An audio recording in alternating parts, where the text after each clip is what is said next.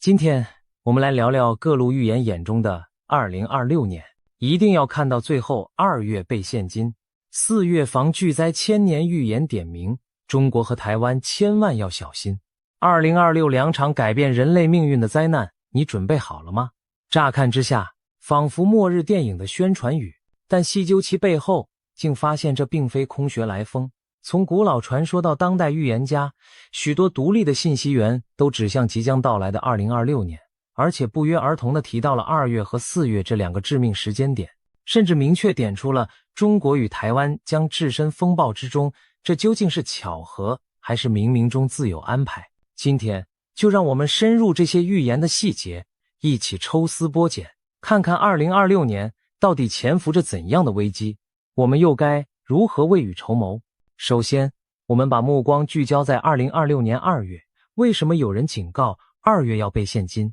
这背后源自一则令人脊背发凉的预言。英国有位灵媒预言家，名叫克雷格·看密尔顿·帕克，被誉为现代诺查丹马斯。帕克在2025年底发布了一系列对2026年的预言，他特别提到2026年2月15日前后，世界可能进入一个极度危险的高峰窗口期。帕克这番警告并非凭空杜撰，而是来自他对印度古老预言的研究以及自身的敏锐直觉。帕克近年潜心研究一套神秘的古老预言——纳迪叶预言。相传在5000多年前，印度圣者就将人类未来刻写在棕榈叶上，一直流传至今，等待有缘人去解读。纳迪叶预言最神奇之处在于，它往往能精准点出个人的姓名、生日、家庭，甚至人生转折，仿佛时光倒流后预先写好的剧本。然而真正可信的纳迪叶非常稀少，必须经严格验证。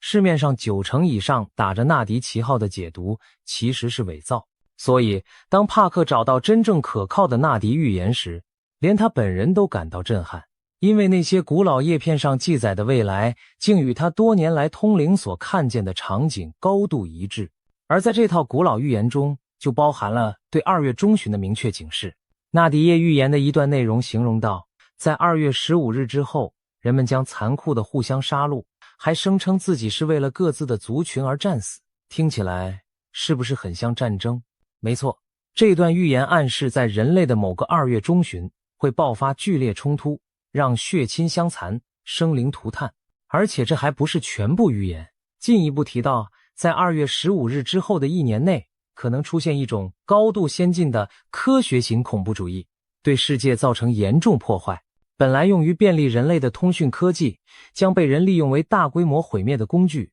释放出带有毒性的致命一击。我们不禁要问，什么是科学型恐怖主义？仔细想想，这短语令人毛骨悚然。或许意味着未来的恐怖攻击将不限于传统炸弹或枪械，而是利用高科技手段，例如网络攻击、人工智慧武器、生化病毒，甚至卫星通信系统被挟持来造成灾难。纳迪预言的语句似乎暗示人们习以为常的通讯服务，比如互联网、电话、卫星、导航，可能一夕之间从天使变恶魔，成为伤害我们的工具，比如大规模电网瘫痪、金融系统崩溃，甚至有毒气体泄漏都与之相关。帕克用他的话说，他反复看到一种陨毒气云禽在东方升起，可能是火山爆发、工业事故或秘密武器失控造成的致命云团。而纳迪叶的预警则聚焦在通讯系统被利用，这或许是同一事件的不同侧面。不论是火山毒云还是网络恐袭，都指向一场高技术背景下的全球性重大事件。更具体地说，解读预言的专家认为，这个灾难的时间窗口非常狭窄，大概只有2周左右。纳迪叶预言的语境表明，它发生在满月与新月之间的一段时间。2026年2月17日，恰逢农历新年，也是一场日食，新月出现。往前2周左右，则是2月初1附近的满月。如果以此推算，那场高科技恐怖灾难的窗口期很可能落在2月15日至3月1日之间。想想看，这可是非常精确的时间预言。预言家含有如此明确点明某年某月某日起的一小段期间，足见他们对这次的重视程度。然而再精确的预言也可能有误差，所以帕克等人也谨慎地补充，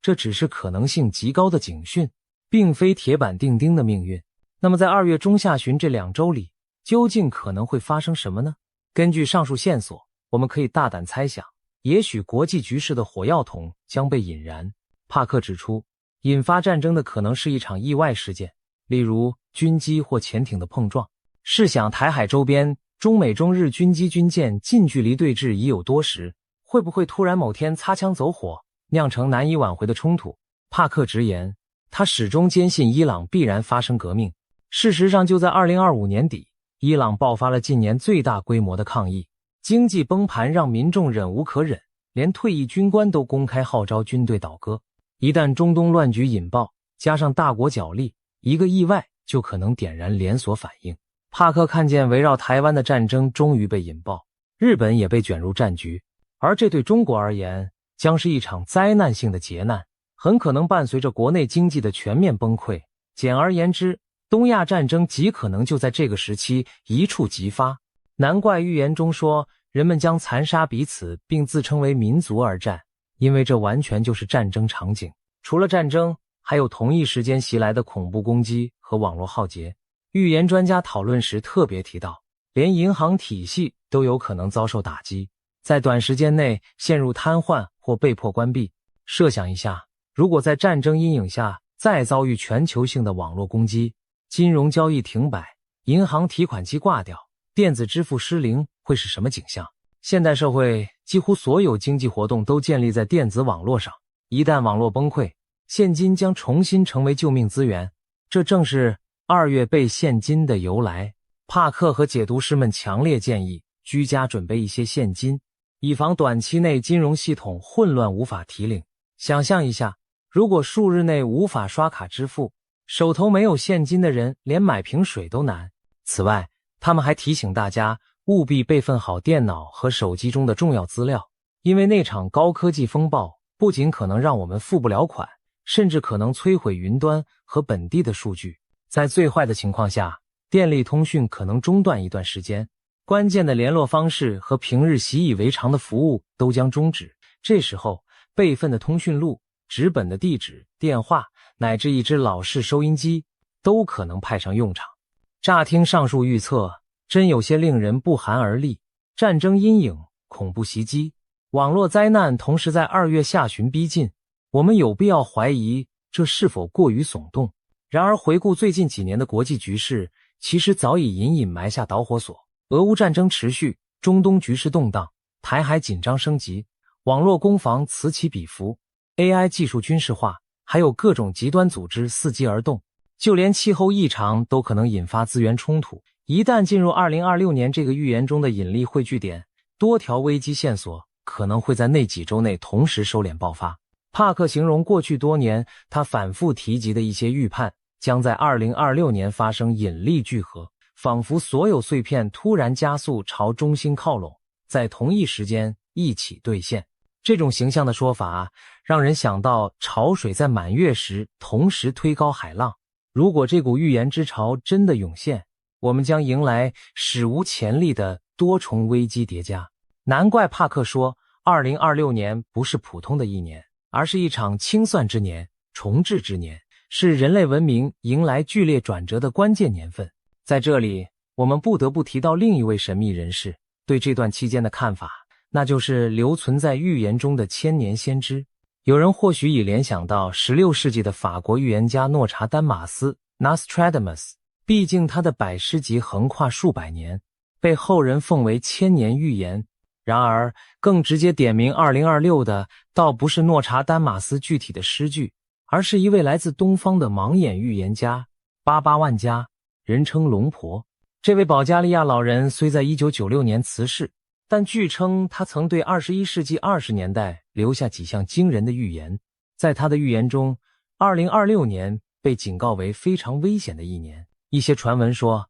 他提到了第3次世界大战的爆发可能，以及毁灭性的大地震与外星生命的现身。有网络谣言甚至解读他的话，认为中国将武力统一台湾就是在2026年发生，引发世界大战。对于这点，学者考证后认为，龙婆生前并没有留下书面证据直接说过此事，很多细节属于后人附会。但无烟不起火，龙婆的确曾准确预见过一些大事，例如911恐袭，戴安娜王妃之死也确实警示过21世纪人类将遭遇更多前所未见的挑战。如果综合他流传的几条预言来看，人工智慧叛变、外星文明接触以及世界级冲突都是他对未来数年的警语，而这些和帕克·纳迪耶所描绘的图景何其相似。譬如 AI 方面，帕克指出人工智能的全面出现正在重塑世界运行，他甚至预见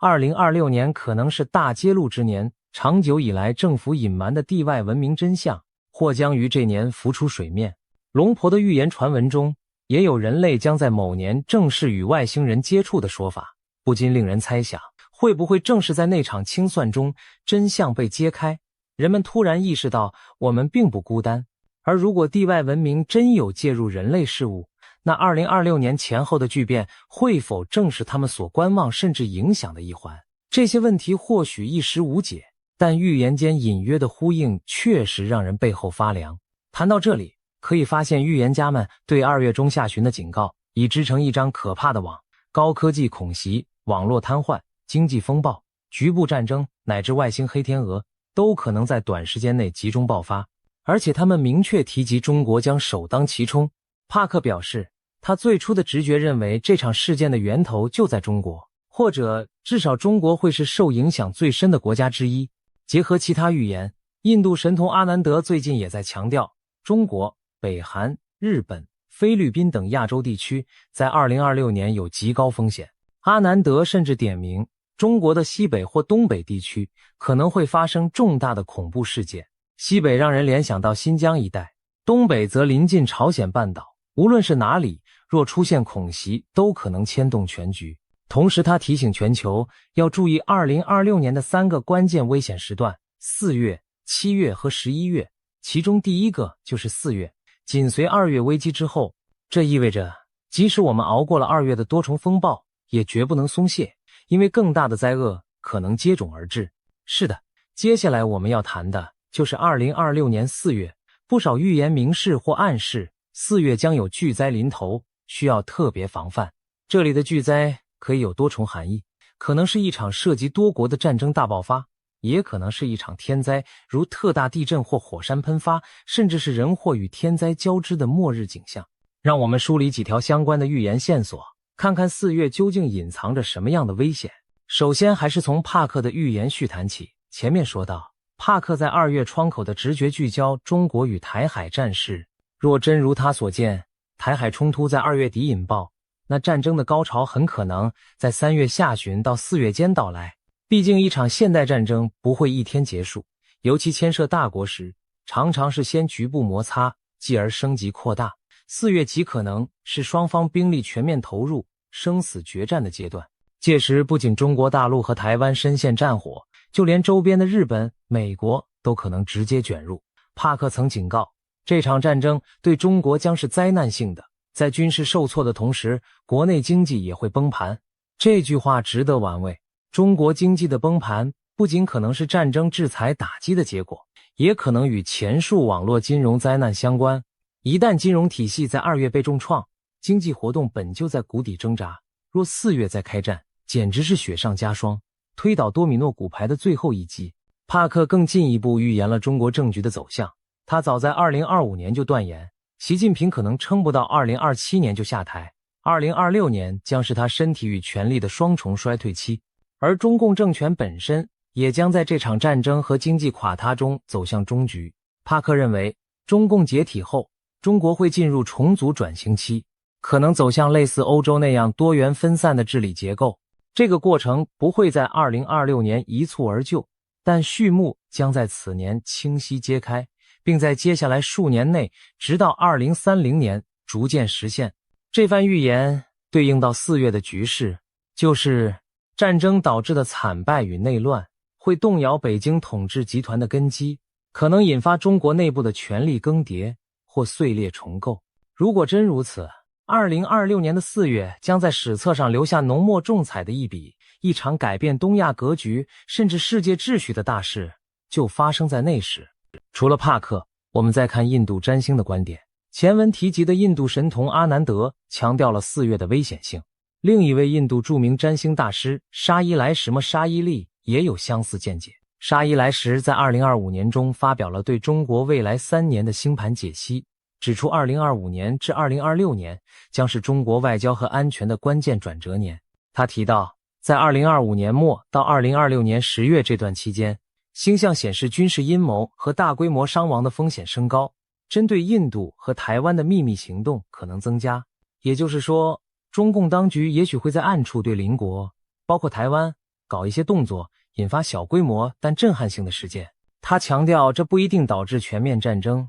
但可能出现低可见度、高冲击的冲突，造成局部地区的紧张局势。而从2026年10月下旬开始，一直到2028年初，星象更显示可能引发更大范围的代理人战争或直接军事对抗。他的预测特别指出，印度、台湾及日本可能卷入冲突，且伴随大规模流血和社会动荡。这意味着，即便2026年春天的战事没有立刻演变成世界大战，在接下来的1-2年内，也许仍会持续升级，最终演变为更广泛的东亚战争，甚至牵连全球。因此，2026年4月可能既是第一波巨变的高潮，也是更长远乱局的开端。换句话说，4月的巨灾不仅指一场瞬间发生的浩劫，更象征打开潘多拉盒子的分水岭。战争一旦在那时爆发，人类就踏入了一条无法轻易回头的动荡轨道。然而，4月的灾难图景并不仅限于人祸、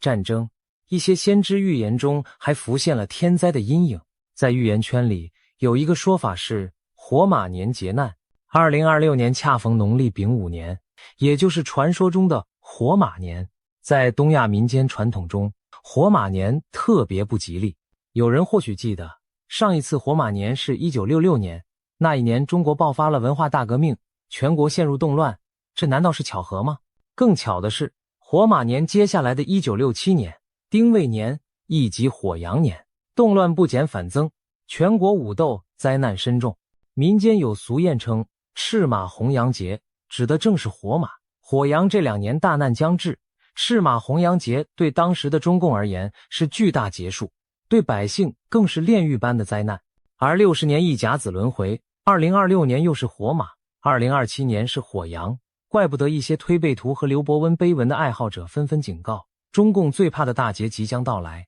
在野史传说中，明朝军师刘伯温留下过一篇救劫碑文，据说预言了一场东方浩劫，描述瘟疫战乱使得时愁难过的场景，提醒世人如何避劫。许多人对照当今，不难将其与中国及亚洲的局势联系起来。当然，这类民间预言的真伪无从考证，但它们反映出一种集体潜意识，东亚似乎正走向一场前所未见的大变局，而时间节点就在2026到2027年。连过去深信唯物的中国百姓，近年也常议论2026年会不会出大事，足见草野间的预感与焦虑。说到东亚民间先知，不能不提中国历史上那些神秘的预言家们。在清朝之前，就有多部著名预言奇书，如唐代的推背图、明代的烧饼歌等，据说都对中国未来做了隐晦预示。比如推背图第40项以后的图文，有人解读指向中华人民共和国的兴衰，尤其最后几项被附会为当代巨变。其中第60项画着一只折断的弓，配诗云：1、2、3、4，无土有主，小小天罡，垂拱而治。民间解释是1、2、3、4，无土有主，影射台湾，宝岛无土，下有主。问题：小小天罡垂拱而治，可能暗指未来的新局势等等。虽说这种解读未必可靠，但巧合的是，他提到了台湾和政权更替。如果把这些零碎古预言综合起来看，似乎都在暗示21世纪20年代中国及东亚将发生改朝换代级别的大事，其中也伴随战乱和灾害。而推背图里甚至隐含东升西降的格局变换，也就是东方强权崛起又衰落，新共主诞生的隐喻。有的解读更大胆，认为预言图中的遭拔毛的兔子，就是指现任中国领导人将被拔除权位。而2022年、2023年，习主席遇到前所未有的内外交困，与此颇为契合。若真照此剧本走下去，那么2026年火马年或许正是这头兔子最终被拔毛的时刻。当历史巨轮滚到这里，东方世界很可能迎来腥风血雨的一场巨变。除了预言战争和政局巨变，大自然的警讯也不容忽视。刚刚过去的2025年，全球天灾频仍，极端高温、超级飓风、大地震此起彼伏。或许上天已经透过种种异象在示警示人。我们不得不提一件令人细思极恐的巧合：4月这个月份，历来就是灾难高发的多事之秋，或者说多事之春。历史上多起毁灭性地震发生在春季，例如1906年4月的旧金山大地震，2015年4月的尼泊尔大地震等。此外，环太平洋火山带近期活动频繁，日本、印尼一带地震火山蠢蠢欲动。88万家的预言中有一句广为流传，他说过某年将有一场超级地震，毁灭世界上 7% 的土地。7%听起来不多，但那相当于整个巴基斯坦或整个土耳其的国土面积。如果真有如此强震，很可能是环太平洋板块大破裂，导致多国遭殃。有人猜测，这个预言可能对应2026年前后某次连锁地震引发连续的地壳灾难。想象一下，如果4月战火挑起，再加上地震海啸袭击，真的是天崩地裂，人间炼狱。尽管这种糟糕到极点的情景只是推测，但不可否认，我们的地球正处于压力之下。科学家指出，板块长期能量积累终将集中爆发，就像火山一样无法压抑。而2026年前后恰逢太阳活动高峰，气候异常，人类的环境也格外不稳定。一些超自然理论甚至说，人类集体意识的巨大震荡会反映到自然界。如果战争爆发，亿万人的恐惧杀气冲天，会否震怒天地，引发地震洪水相应？虽然这听来玄乎，但古今不少传说都描绘过天人感应的景象。无论您是否相信，至少未雨绸缪总是没错的。谈及自然灾害，不得不引入另一位预言界的新星——泰国预言家普莱。普莱是一位颇有传奇色彩的泰国女性，她被称为神婆，曾经隐退多年。最近在2025年12月忽然高调复出，在泰国媒体连续发表对2026年的震撼预测。她的预言范围广泛，涵盖了瘟疫、天灾、风暴、冲突乃至外星人话题。这里头虽然不完全针对中国和台湾，但有几点与我们关心的主题不谋而合。首先，普莱警告2026年将出现新型病毒瘟疫，他称之为一场隐形战争。他预言这病毒来自实验室，是古老病毒和现代基因技术混合的产物，可能因实验失误或故意释放而泄露，引发全球大流行。疫情将从亚洲和俄罗斯地区首先爆发，然后透过航空旅行蔓延世界。他甚至说2026年只是开始，真正的高峰在2028到2030年左右。这让人想到最近各种关于实验室病毒的阴谋论，以及新冠之后人们对下一场大疫的恐惧。如果这预言属实，那2026年4月我们除了要防战火，还得严防瘟疫死灰复燃，甚至更猛烈的新瘟疫。试想，战争与瘟疫双管齐下，那真是黑死病时代重现，人类要经受前所未有的考验。其次，普莱强调了2026年的自然灾害会非常可怕，尤其是洪水。他说，由于全年降雨异常偏多，地下水位高涨导致大范围地面下沉甚至塌陷，洪水会来得又快又猛，局部地区严重淹没，但外地人可能被消息封锁，一时不知情。这点耐人寻味，为何外地人被屏蔽消息？难道灾情发生在集权国家，而消息被垄断？还是发生在偏远地区，而交通中断？无论如何，他强调2026年洪涝灾害异常严重，到年底前破坏力可能达到可怕的程度。这与我们先前提到的战争、地震场景并不矛盾。战区往往基础设施被毁，稍有风雨便洪水泛滥，造成复合型灾难。他甚至特别提到曼谷等地水位上升的情形，可见气候灾难不仅在战区，在世界多处都会发生。这提醒我们，就算躲过战祸，也要提防极端天气导致的种种危机。对个人而言，防洪防灾的准备不可少，例如备好手电、干粮、饮用水、急救包等，以备不时之需。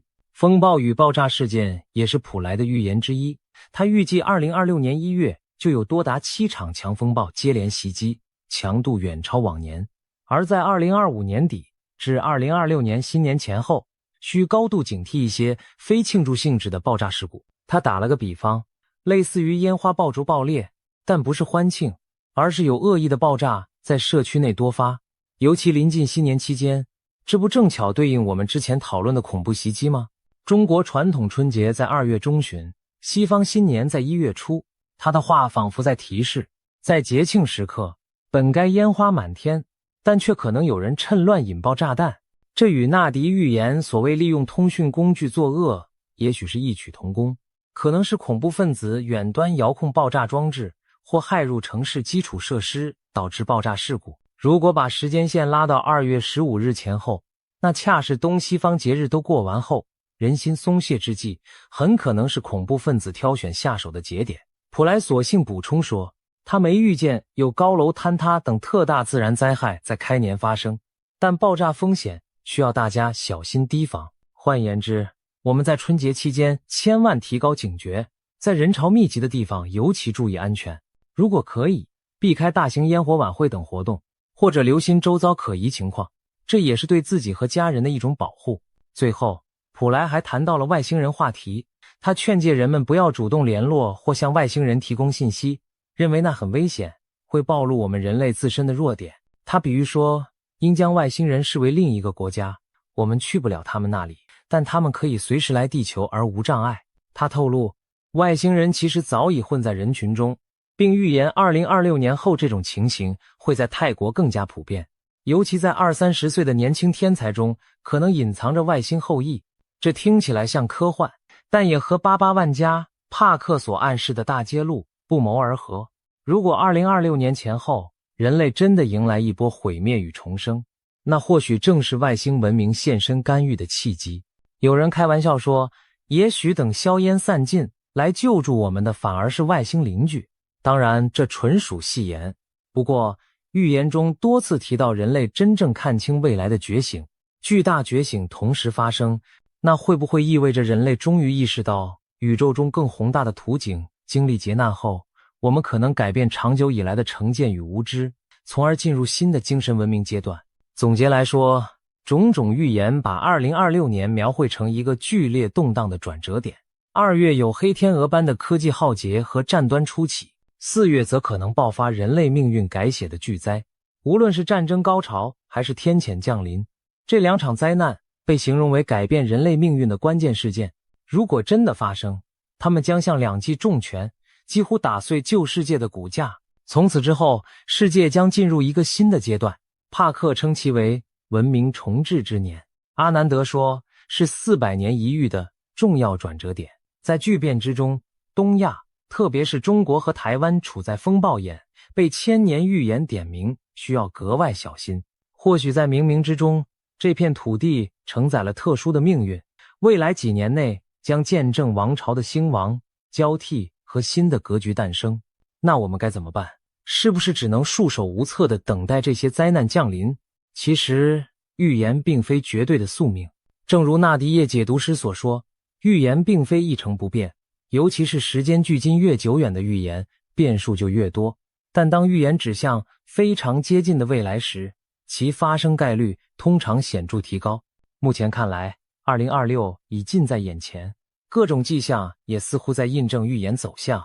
但我们仍不能放弃努力。预言的意义很大程度在于给人预警，让我们提前做好准备，调整选择，从而或许能避开某些劫难或减轻伤害。纳迪叶曾经准确指出许多人的人生重大事件，但也有一些人在得知预言后做出改变，从而改写了自己的未来。同理，全球性的预言或许也有回旋余地，取决于我们集体如何行动。所以，我们能做的首先是不恐慌，不信谣传谣，保持冷静头脑，分辨信息真伪，既不要全盘否定预言的可能性，也不必陷入末日狂乱。正如阿南德在预测中也提到的，虽然有大动荡，但并非全然悲观。2026年在医疗科技、数学、科学上可能有突破，为人类带来新希望。黑暗中仍有光亮闪烁，我们还可以主动做好物质和心理上的准备，储备适量的生活物资和应急现金，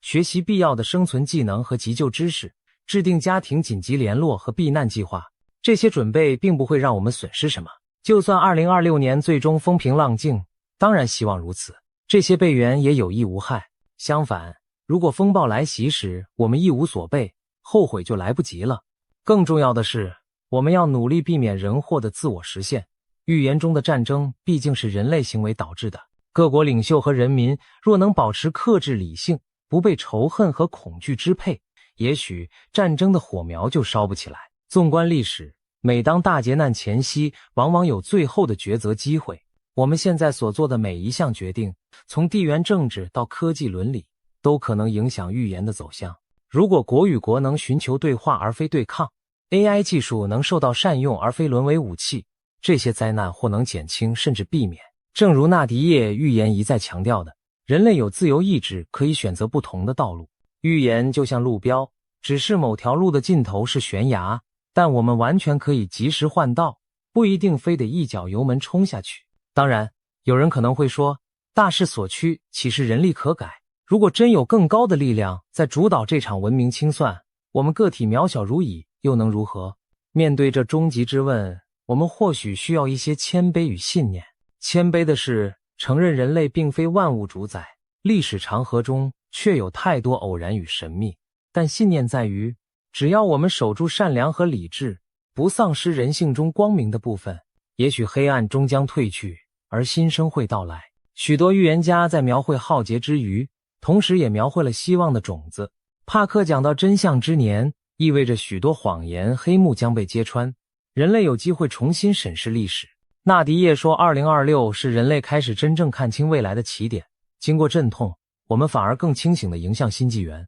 阿南德提到动荡之于科技的新突破，或许为解决难题带来工具。普莱也暗示这只是开始，真正的高峰在数年后，意味着我们还有时间做出改变和准备。甚至有预言透露，在巨变之后，人类可能迎来一段黄金时代，社会将朝更公正和平的方向发展，就像暴风雨过后，天空格外晴朗。亲爱的观众朋友，2026年的脚步声日益临近，也许往后回看，这一年将成为人类历史上的分水岭。我们今天讨论了那么多预言，目的不是要制造恐慌，而是希望引起每一个人的思考。如果灾难真的在不远处，我们准备好了吗？准备好面对困境的勇气，准备好保护家人的措施，准备好在黑暗中依然守护良知与理性的决心。如果最坏没有发生，那当然是上天垂怜。可如果风暴如期而至，希望我们因为提前知晓而多一分从容，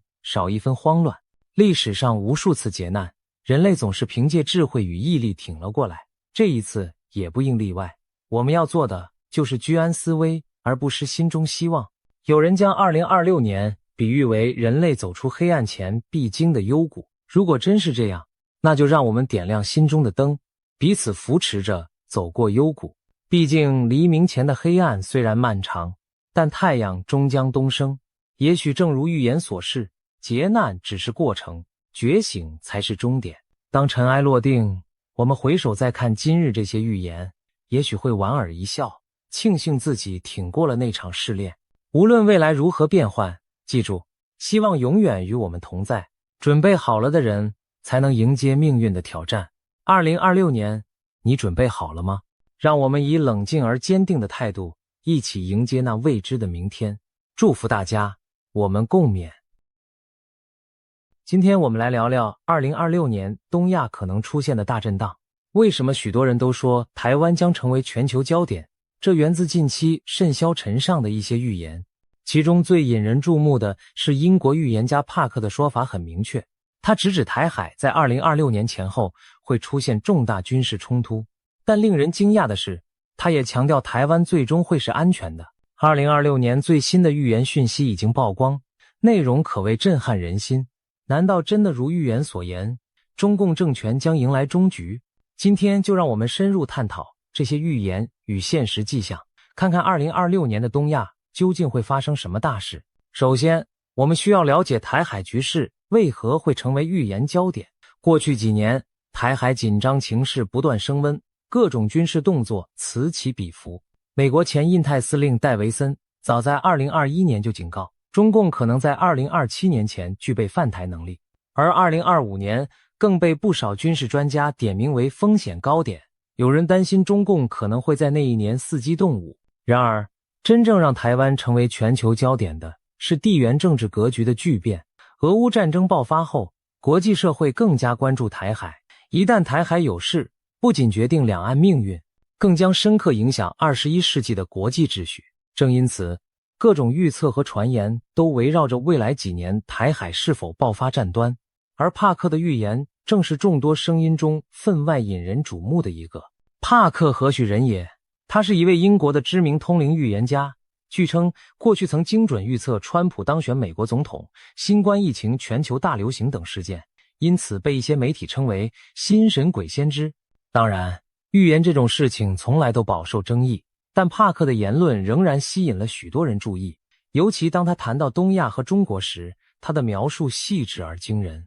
在帕克看来，2026年将是极其关键且充满灾难性的一年，许多重大事件会在这一年集中爆发。我们先从台海军事冲突的预言开始说起。帕克早在2024年初的一次直播中就透露，他看见台湾周边的某个外围岛屿上会出现刀光剑影。他当时形容，就像有人宣布我们夺取了你的一座岛屿那样的场景。这暗示着什么？很可能是中共对台湾控制的外岛发起了某种袭击或登陆行动。台湾有一些外围岛屿，比如位于南海的东沙群岛，或是靠近中国大陆沿岸的金门、马祖等离岛，一直被视为可能的冲突热点。帕克的预感让人联想到，中共也许会冒险夺取其中一个岛屿，以测试台湾和国际社会的反应。更令人细思极恐的是，帕克提到了引发冲突的可能导火索。他说他感觉到可能会有一次意外碰撞事件，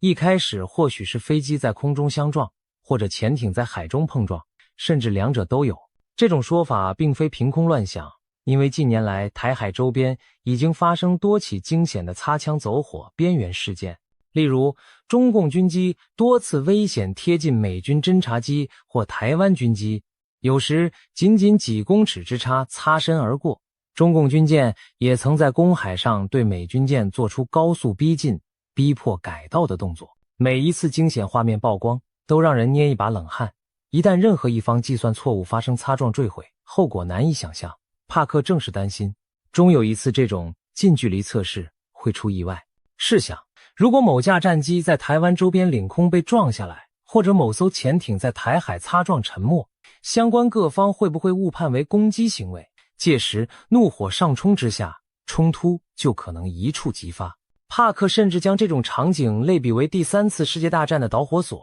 有媒体标题将他的警告形容为台湾将爆发恐怖空难，成为3战导火线。虽然这表述耸人听闻，但仔细想想也非毫无根据。一场偶发事故如果发生在敏感的台海前线，完全可能点燃大国间的战火。然而，在描述这可怕的冲突景象时，帕克也同时给出一个出人意料的结果：台湾将安然无恙，最终是安全的。也就是说，即便台海发生军事冲突，最终局势的走向对台湾有利，台湾并不会被中共征服。帕克为什么这么认为？他进一步解释了他所看见的画面：当新的台湾领导人面对挑衅时，他将立场坚定，极为强硬，绝不退让。我们知道，2024年台湾举行总统大选，现任副总统赖清德胜出，将于2024年5月就任总统。赖清德在中共眼中被贴上台独工作者的标签，因此北京当局对他尤其敌视。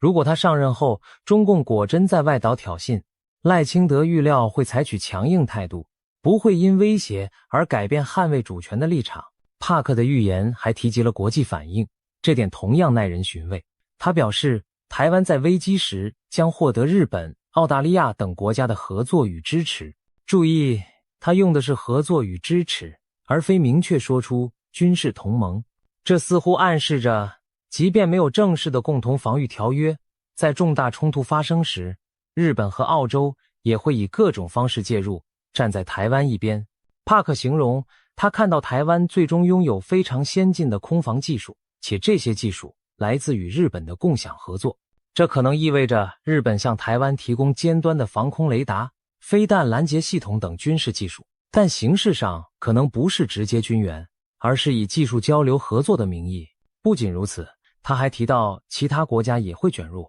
特别是澳大利亚。他看到澳洲在该地区派遣了军舰，这一幕让人仿佛置身未来的战场。美日澳等印太盟友组成防线，共同阻止中共武力改变现状。帕克甚至对时间节点也做出推测，他觉得这种局面可能会在2024年前后开始发生。当然，2024年已经过去，台海虽然风高浪急，但尚未爆发战事。如果往后推算，2025年、2026年依然是危机潜伏的高峰期。事实上，美军将领和智库也多次推演过相似情境。例如，有说法认为2025年中共可能突袭东沙岛，或者2026年在台海挑起有限冲突，以测试美国的决心。这和帕克的预言不谋而合。尤其值得注意的是帕克对国际领导力的看法。他直言，当前自由民主世界缺乏强有力的领袖，他几乎数不出几个能让人真正信任，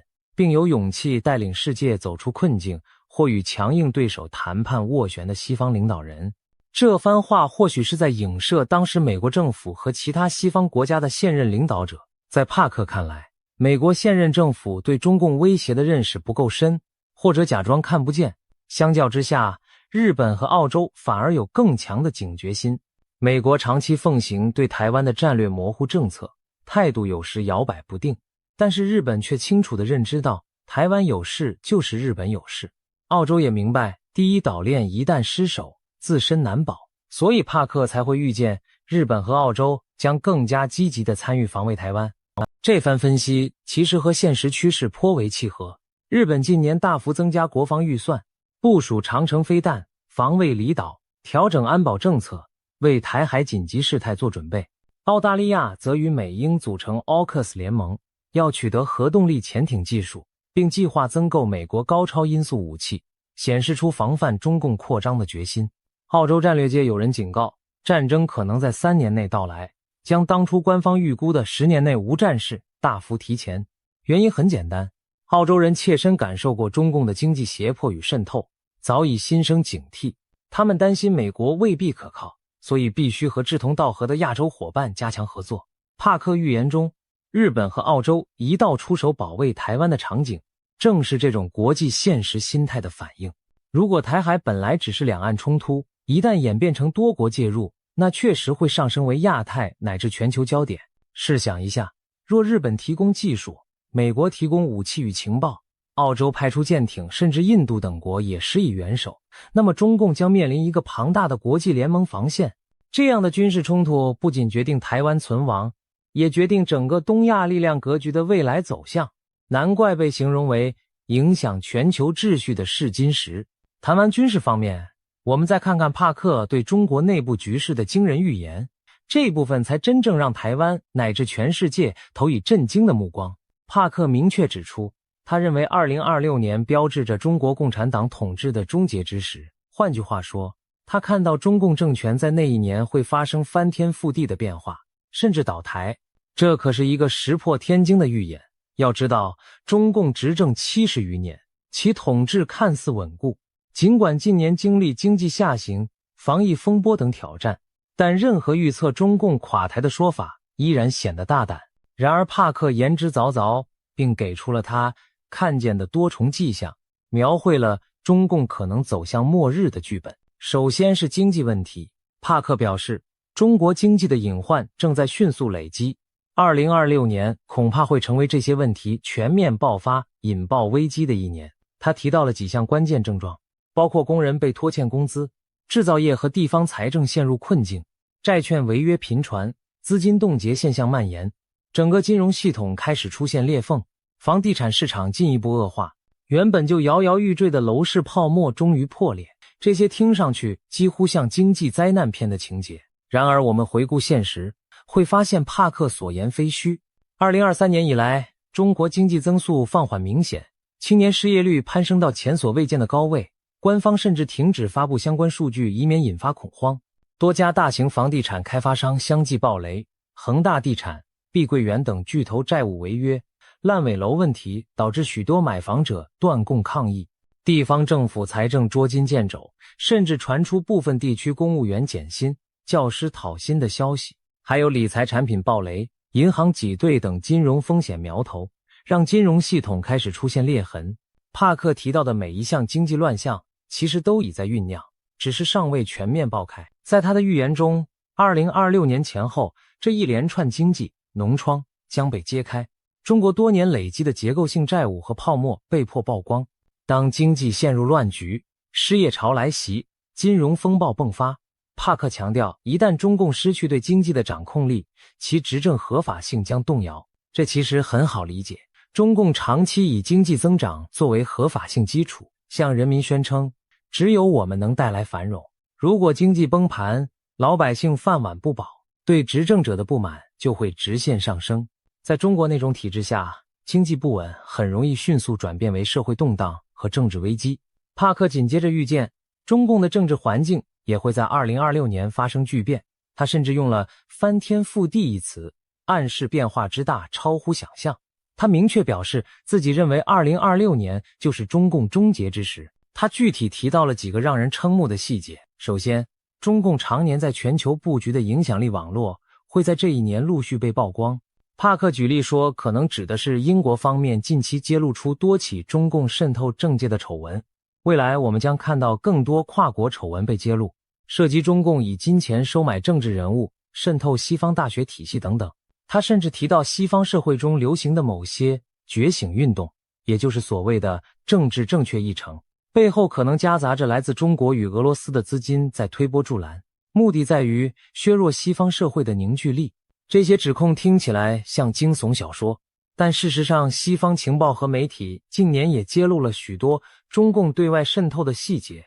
包括金钱游说、文化统战、情报收集等等。帕克认为2026年前后可能会出现一次大规模的资料外泄或系统性揭露事件，公诸于世，中共输出影响力的证据。当这些黑幕被撕开后，国际上对中共的态度将更趋强硬，中共多年苦心经营的全球关系网将四面漏风。而在中国国内，帕克预见的画面更是戏剧性。他说，习近平的健康和政治权威都将在2026年明显衰退，到了2027年可能已经下台，这几乎在预告习时代的终结。帕克甚至描述了一个令人震惊的细节，习近平将经历一次大型且备受争议的器官移植手术，他推测可能是肾脏移植，并暗示器官来源可能涉及死刑犯，从而引发巨大的舆论震荡。如果真有这样的事发生，其冲击可想而知。一方面，最高领导人重病需要换肾本，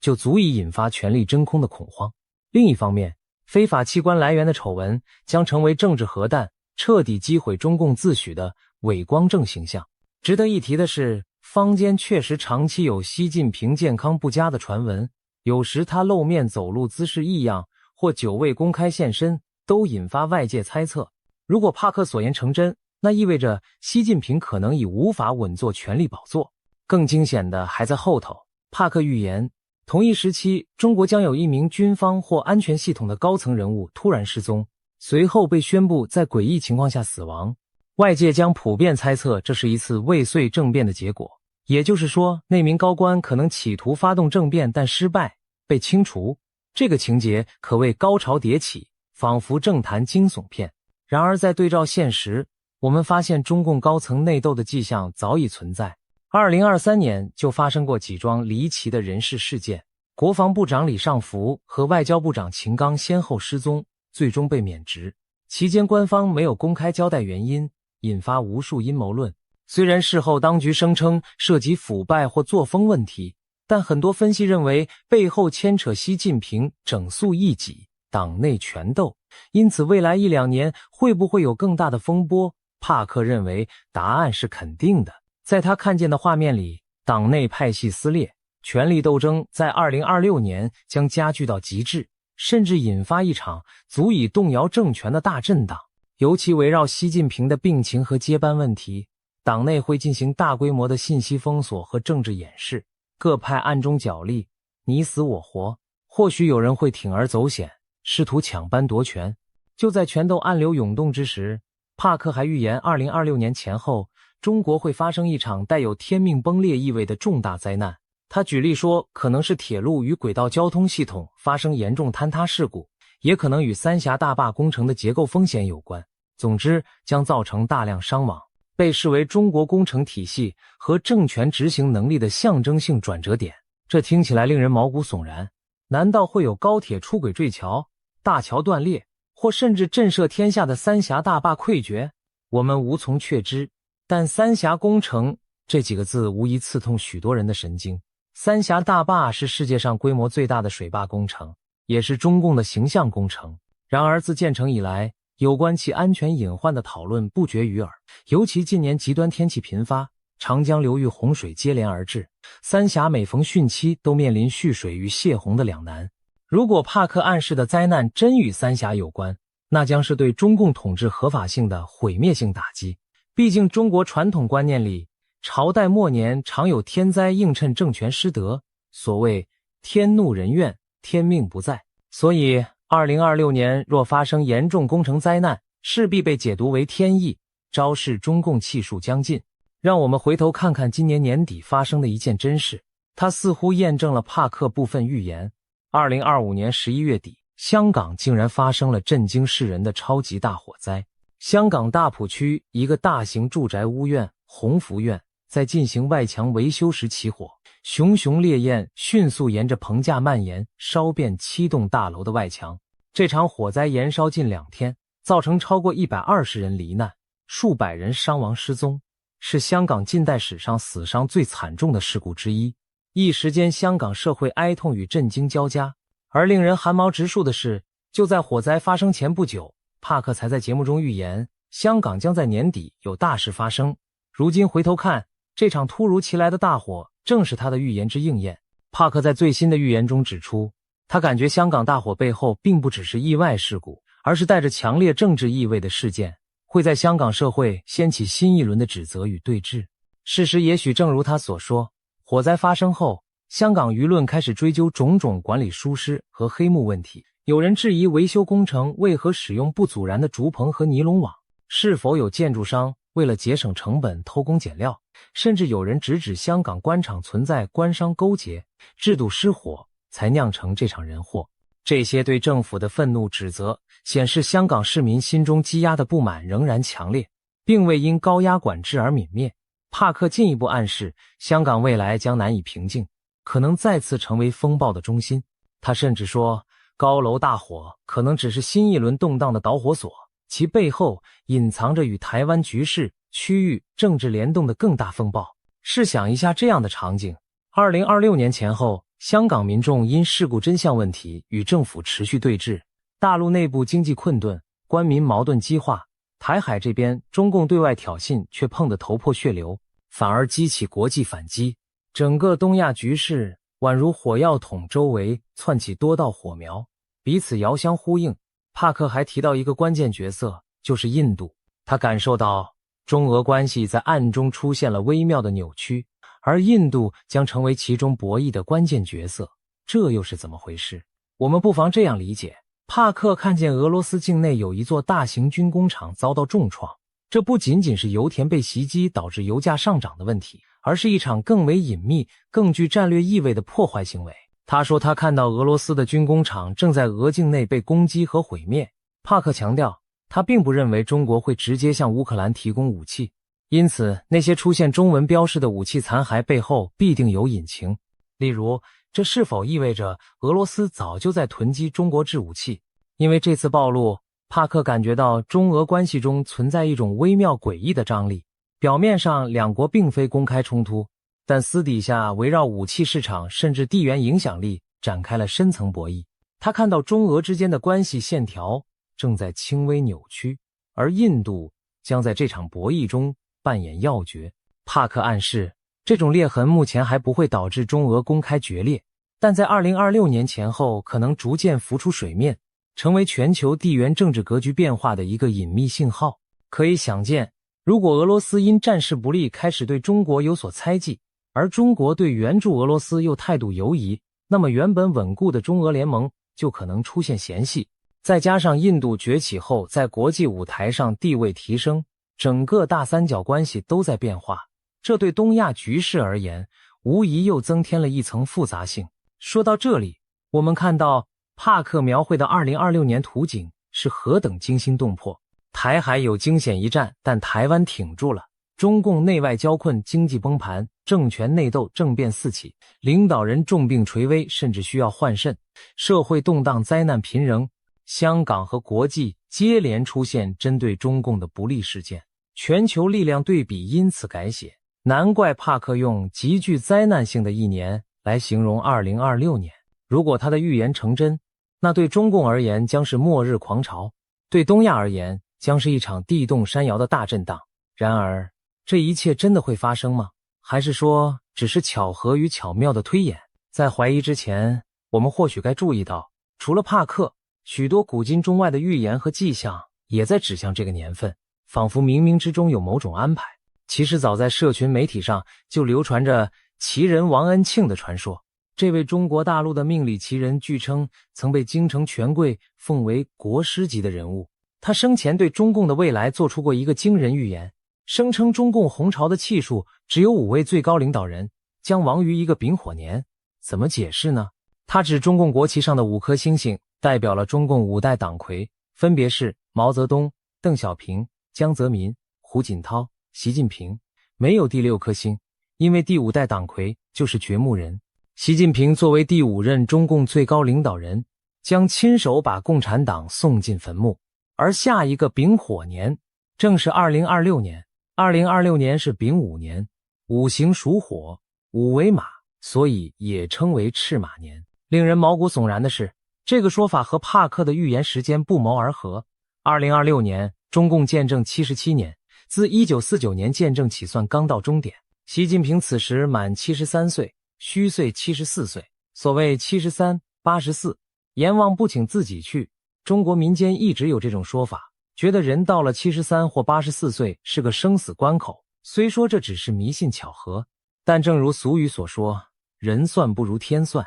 更有趣的是，还有不少流传在民间的隐晦预言同样指向2026年前后，好似众星拱月般交汇于此。一部在民间秘传的奇书《铁板图》，最后一幅画面就耐人寻味。山谷间有4只黑鸟飞过去了，唯独第5只白色羽毛的鸟半途撞山而亡，鲜血淋漓。旁边还写着一行小字：白羽毛鸟儿撞死在山这边。许多人根据这句话解读，白羽毛的鸟指的就是繁体字习，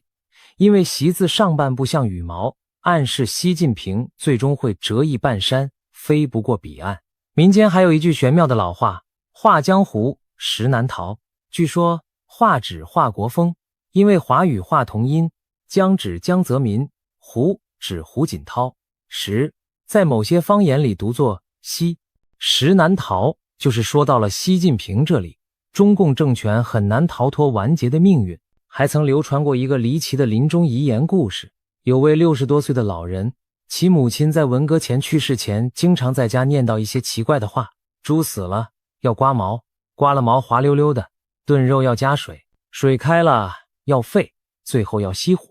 随着年龄增长，他陆续明白了这些话的意思。猪指朱德之死，刮毛指毛泽东去世，滑溜溜指华国锋下台，炖肉要加水里的炖字的读音接近邓小平的邓，水象征江泽民，沸的发音复，近似胡锦涛的胡，最后熄火则暗指习近平。整串隐喻把中共历任领导依次点到，结局便是熄火，熄的时代大火也熄灭，中共终结。另外2002年在中国贵州平塘县长布乡发现了一块震撼世界的藏字石，那是一块天然断裂的巨石，剖面上赫然刻着中国共产党亡6个大字。据中共官方调查，这些字都是天然形成，没有任何人工雕刻的痕迹。经专家鉴定，这块藏字石距今已有约2亿7千万年历史。上天似乎早已对中共的命运下了判词，中国共产党在劫难逃。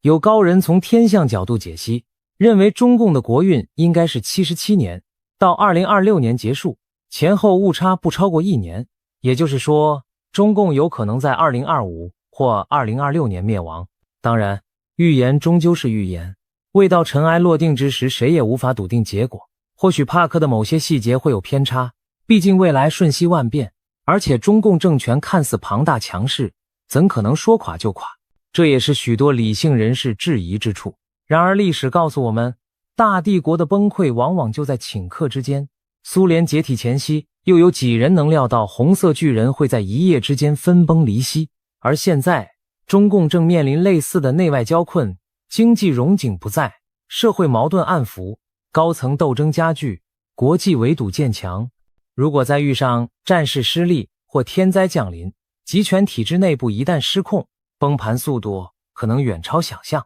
一位预言家提供的是他灵视中的图景，也许夹杂主观解读，但却给我们换了一种思考现实的角度。还有一个来自灵性领域的预言值得一提，在帕克之外，另一位名叫布兰登的预言师也谈到了中国的未来。他在节目中提到，似乎看到中国将经历一场大规模的精神复兴，宗教信仰和精神力量会从长期的压制中慢慢苏醒，由弱转强。那种罩在人们心头，不让大家有信仰，也不让大家看清真相的铁幕将被打破，人们将开始苏醒。换更直白的说法，他指的很可能是中国长期的无神论框架将被松动甚至瓦解，人心上的枷锁会被彻底解除。一对照其实不难发现，两位预言家的信息在某种程度上互相印证，大震荡之年也可能就是大复兴之年。想象一下那样的图景，2026年东亚风云突变，中共统治崩解，在短暂的混乱过后，中国社会挣脱思想枷锁，人们重新寻找信仰和价值观，长久被压抑的良知与传统回归人心，新的政治社会秩序开始萌芽。对世界而言，这将是一场巨大的巨变。一个10几亿人口的大国改朝换代，影响之深远，可比肩1991年苏联解体，甚至有过之。届时东亚的政治版图将被重绘，国际格局也将进入新的篇章。而台湾作为这场历史巨浪中的关键一环，将何去何从？从所有预言迹象来看，台湾反而可能在大震荡中稳如磐石，甚至成为带领华人世界走向新纪元的灯塔。台湾多年来坚持民主与自由，经受住了外交孤立和军事威胁的考验。如果中共倒台，那些压在台湾头上的战争阴云将瞬间消散，台湾不再需要天天提心吊胆，防备飞弹与军舰的威胁。而台湾作为成功的民主范本，或许会在中国巨变后发挥更大的作用。可以想见，国际社会将更加重视台湾的战略价值，因为台湾的存在证明了华人社会完全可以在民主制度下繁荣稳定。一旦中国政权更替，台湾可能成为协助大陆重建秩序、提供经验的榜样和桥梁。当然，短期内难免有难民潮、安全外溢等挑战，但长远看，那将是两岸关系和平新生的契机。总而言之，2026年在各种预言中被赋予了浓重的一笔。东亚大震荡，台湾成全球焦点，似乎命中注定要在那一年上演。帕克的预言将信将疑，但他所描绘的脉络，其实我们已隐约看见开端。经济泡沫幻灭的征兆，政治压力锅的喷发，军事对峙的白热化，都在一步步逼近临界点。或许最终的剧情不会与预言者描述的每一细节都吻合，但如果我们静心观察时局，就能发现历史的巨轮确实在向着某个转折点滚动。当那一刻来临时，恐怕世人无不将目光投向台湾海峡，投向北京，投向整个东亚。那将是见证新旧时代交替的历史瞬间。希望届时我们都能平安度过乱局，迎接一个更和平、更自由的新时代。正如古人所云，沉舟侧畔千帆过，病树前头万木春。或许2026年的惊涛骇浪之后，东亚会迎来转机，迎来令人欣慰的春天。到底预言是否灵验，最终还是要由历史给出答案。而身为这个时代的亲历者，我们所能做的就是保持清醒，审慎以对，既不盲信危言，也不掉以轻心。当风暴真的来临时，唯有坚守普世价值和人性良知，才能让我们在巨变中立于不败之地。让我们拭目以待，迎接2026年可能到来的巨大考验与契机。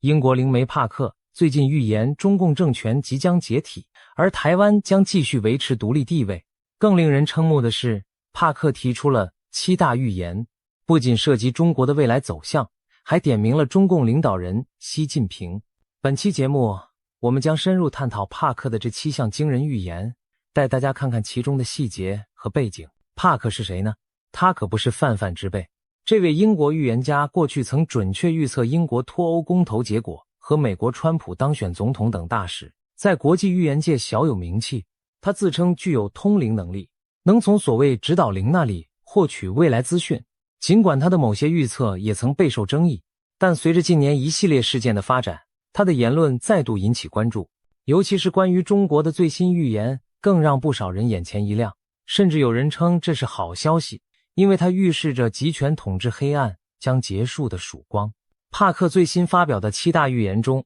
首当其冲的就是中共即将解体。他形容中共政权的崩溃将会是冰川式瓦解。什么是冰川式瓦解呢？大家可以想象，高耸巨大的冰川在阳光下裂开的景象，一开始也许缓慢无声，内部却布满裂缝，最终会轰然倒塌。帕克暗示，中共的倒台不会像闪电般瞬间发生，而是经历一段逐渐加速、不可逆转的崩解过程。他预测这一过程已经开始，并且会在未来1-2年内进入临界点。最近这几年，中国内部种种迹象似乎也印证了他的看法：经济下行、房地产暴雷、地方债务危机、年轻人大规模失业、人口负增长等等，就像一道道裂缝正在龟裂扩大。帕克认为，2025年底到2026年初，中国经济和社会压力可能迎来临界爆发，届时地方政府财务破产、大规模银行挤兑、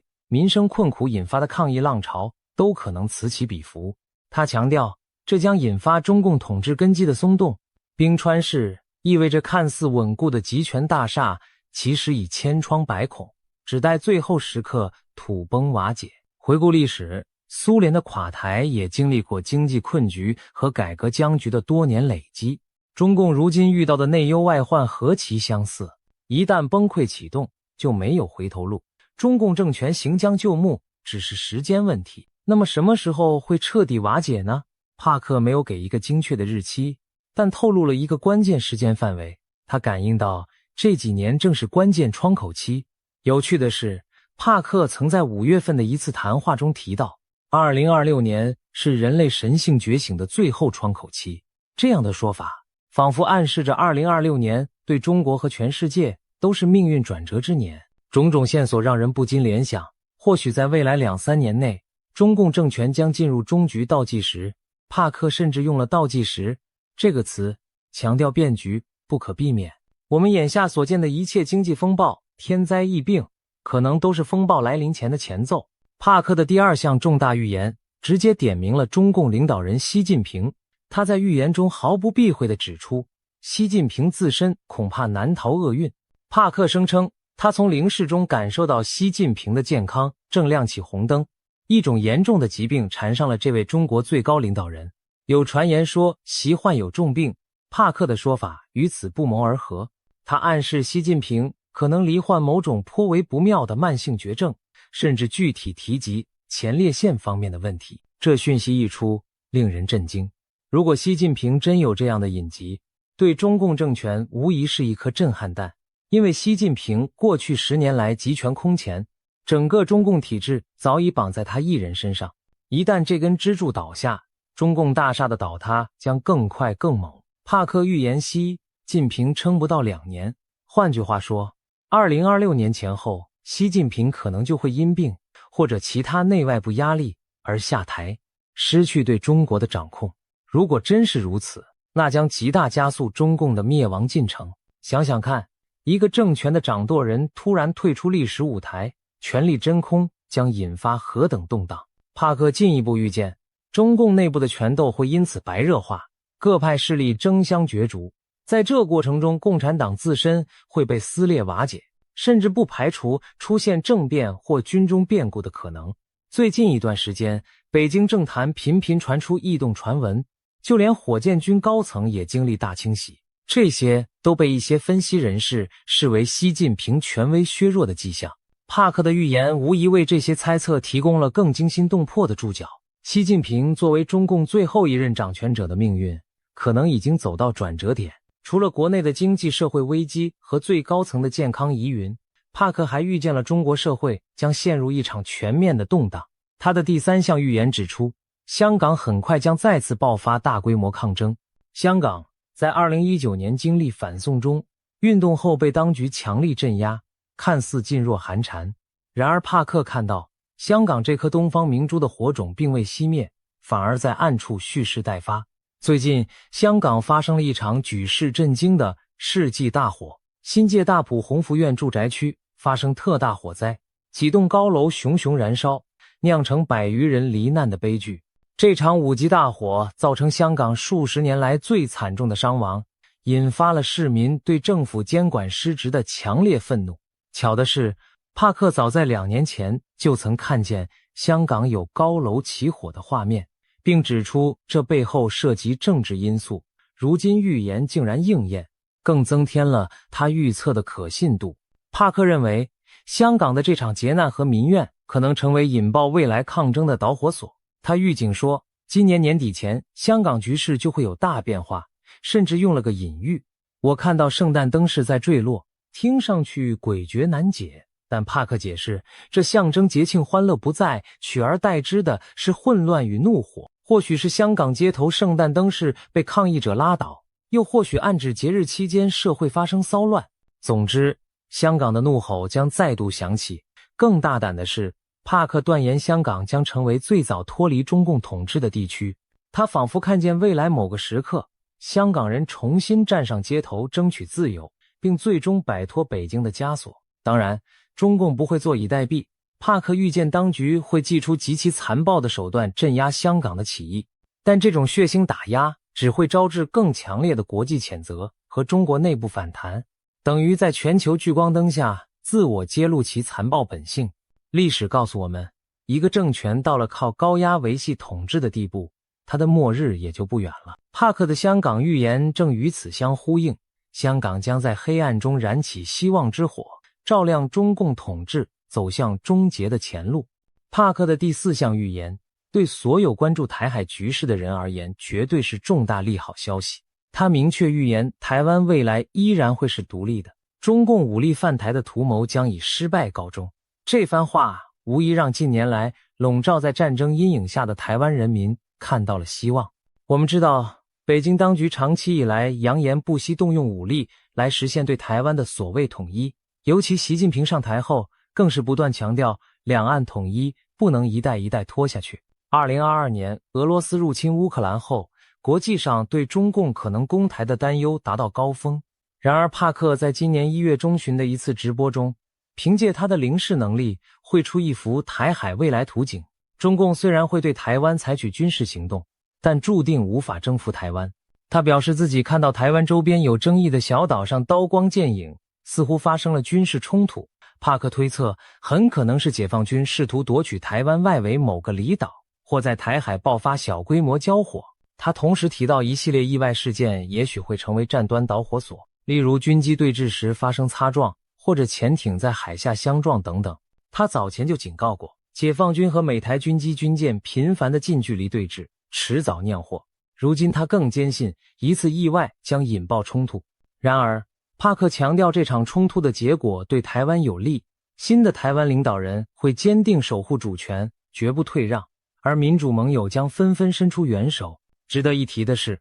，2024年台湾将迎来新任总统，正如新闻所报道，赖清德在总统大选中胜出，预计于明年520就职。北京对赖清德素有成见，视他为台独顽固分子，这是否会促使中共铤而走险？帕克看来，赖清德上任后，北京的挑衅可能更甚，但台湾方面也早有准备。帕克在预言中描述，新的台湾领导人非常强硬，不仅寸土不让，还会加速与国际伙伴的军事合作。他特别提到日本和澳大利亚两国。帕克说，他看到日本将在技术上大力支援台湾，尤其是在防空反导方面，把某些先进防御技术与台湾共享。这种合作可能不会明着说是军事同盟，但实质上台湾的防御能力将得到飞跃提升。他还预见澳大利亚也不会袖手旁观澳洲的军舰，届时将现身台海周边海域提供支援。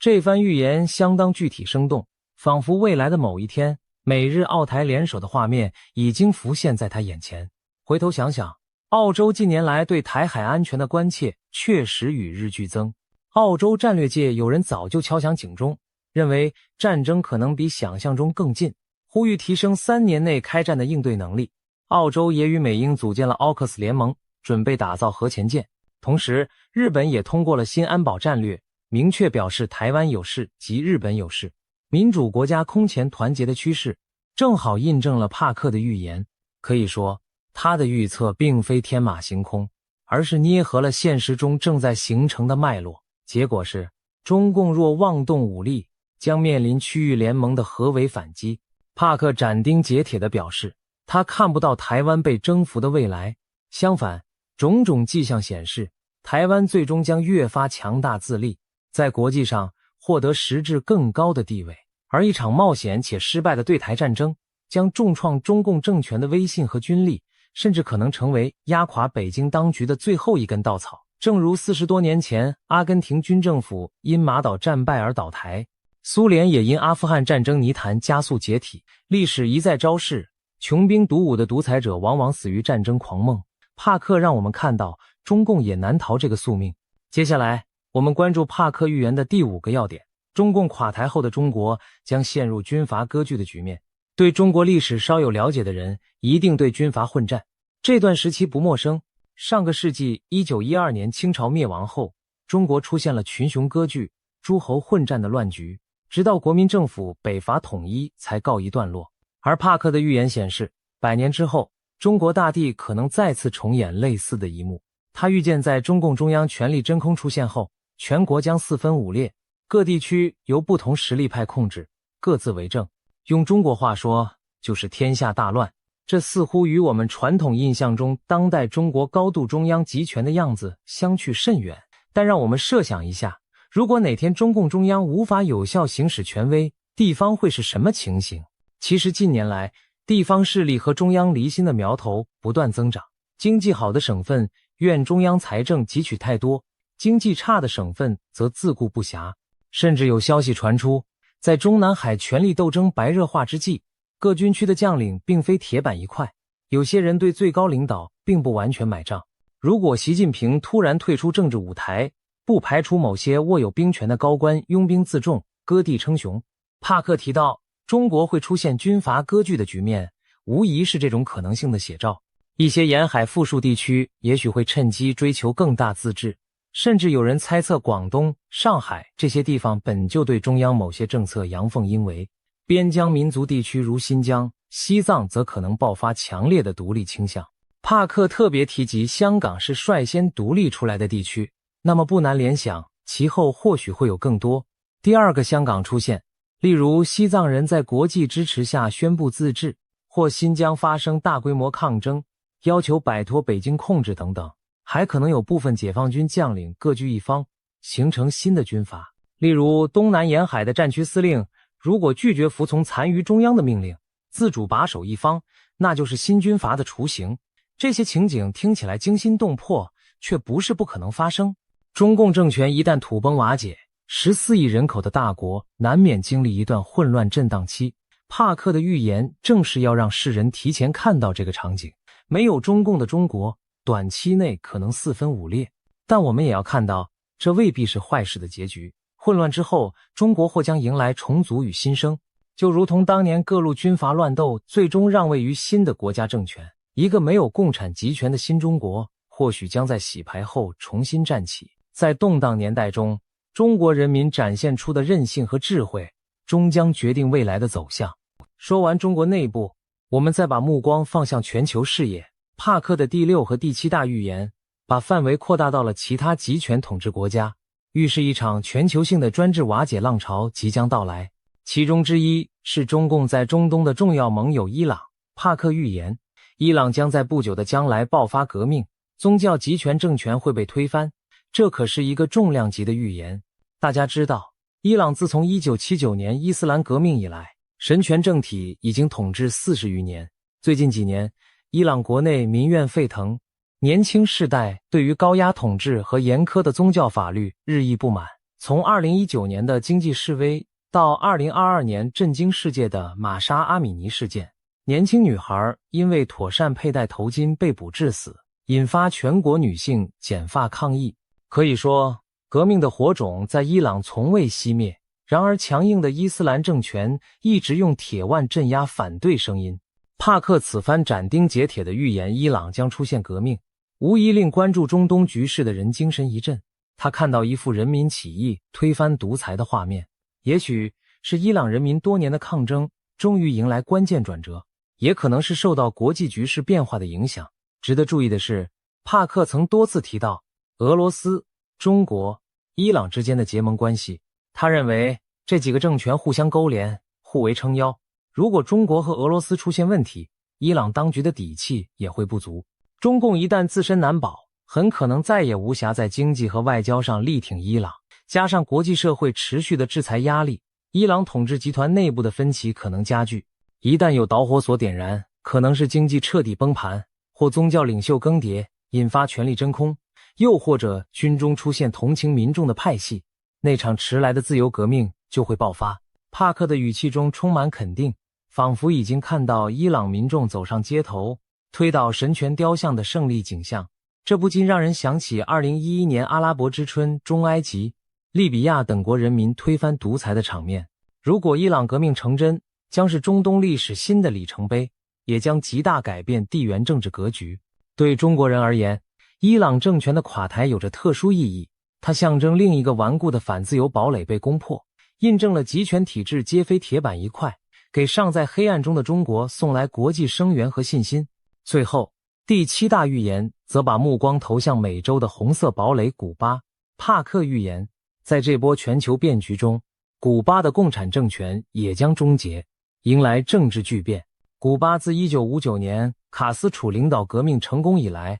已经在共产党统治下度过了60余年。虽然老卡斯楚已作古，他的弟弟劳尔卡斯楚也退休，但古巴依然是一党专政、经济困顿的局面。古巴和中国的关系一直十分密切，中共是其主要经济援助和政治撑腰。帕克认为，当中共自身难保时，古巴失去后盾，内部要求变革的呼声将再也无法压制。其实最近这些年，古巴民众的不满已有显露。就在2021年，古巴各地爆发了数十年罕见的大规模反政府抗议，民众走上街头高喊自由，要求食品、疫苗和基本生活保障。这被视为古巴共产政权统治松动的信号。当时政府也是借助警察镇压和断网措施，才勉强控制住局势。帕克现在的预言等于宣告，古巴这最后的拉美红色据点也撑不住了。他看到古巴出现变天的画面，或许是人民再度群起反抗，或许是统治集团内部出现改革派领袖。总之，数十年的共党统治行将谢幕。一旦古巴走向民主，将会对整个拉美地区产生示范效应，彻底终结冷战遗留的意识形态对立局面。想象一下，哈瓦那的马尔蒂纪念碑前飘扬起代表自由的新旗，那将是多么振奋人心的时刻。对中国人来说，古巴政权的倒台也具有象征意义，意味着共产主义在全球范围日薄西山，中共再失去一个精神和舆论上的盟友。过去，中共常吹嘘世界上还有许多国家走社会主义道路，如今一个个红色政权阵营瓦解，只剩下他自己孤掌难鸣。帕克的全球预言传递出这样一个信息：中共的崩溃不仅是中国一国的事，而是整个世界告别集权的一部分。中国、伊朗、古巴乃至朝鲜这些专制政体彼此命运紧紧相连，将在未来几年内接连倒下，为世界带来新的政治篇章。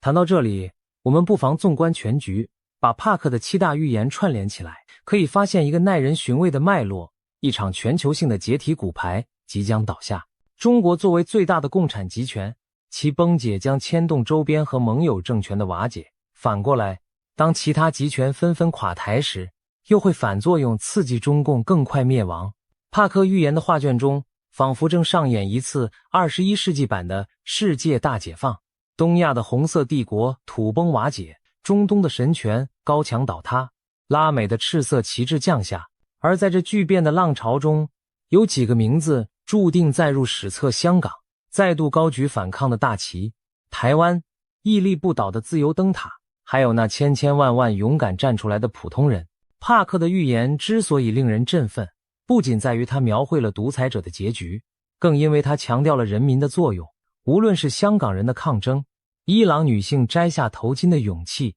还是中国百姓在白纸革命中举起白纸，古巴年轻人在广场上高呼自由，这些看似渺小的举动汇聚起来，就是足以改变历史的洪流。当然，很多人会问，帕克的预言真的可靠吗？毕竟未来充满变数，任何预言都可能只是巧合或者一厢情愿。我们不可否认，预言毕竟不是科学预测，里面掺杂着超自然的成分。然而，帕克的许多预言并非毫无依据的玄想，而是有一定现实苗头可循。他曾提早感知香港大火等事件，也早早谈到过俄中伊结盟、朝鲜政权可能的动荡等等。而他对中国的看法，某种程度上反映了一些海外观察家的共识：中共内外交困已经走到强弩之末。一位深谙中国政治的学者就形容当前局势是中共64年风雨飘摇，第4次历史决议后的延命，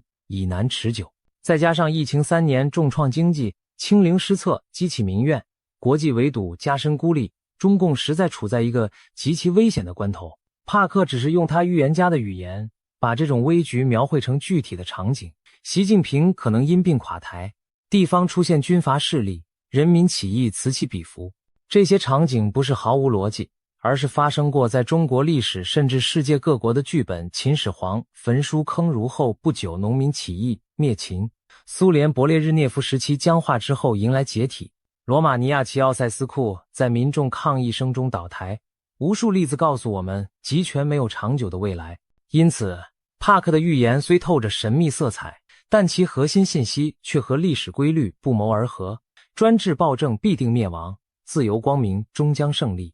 更耐人寻味的是，帕克在预言末尾发出的一个呼吁：人类必须超越恐惧，唤醒内心与生俱来的善与信仰，来共同对抗那盘踞世间的邪恶力量。他甚至明确指出，中共不仅是一个政治集团，更像是一种邪灵，它败坏着人的道德和精神。如果任由这股邪恶继续扩张，人类文明将被毁灭殆尽。这番话听起来近乎宗教宣言，但也点出了中共统治另一个常被忽视的层面：他对传统价值观和人性善念的侵蚀。从破坏传统文化、打压信仰群体，到鼓吹无神论、物质主义，中共在过去几十年可谓用心险恶地改造了中国人的精神世界。帕克将其上升到邪灵毁灭人类的高度，提醒世人，这不仅是一场政治斗争，更是一场善恶较量。他相信2026年是人类觉醒自救的最后窗口，希望更多人看清中共本质，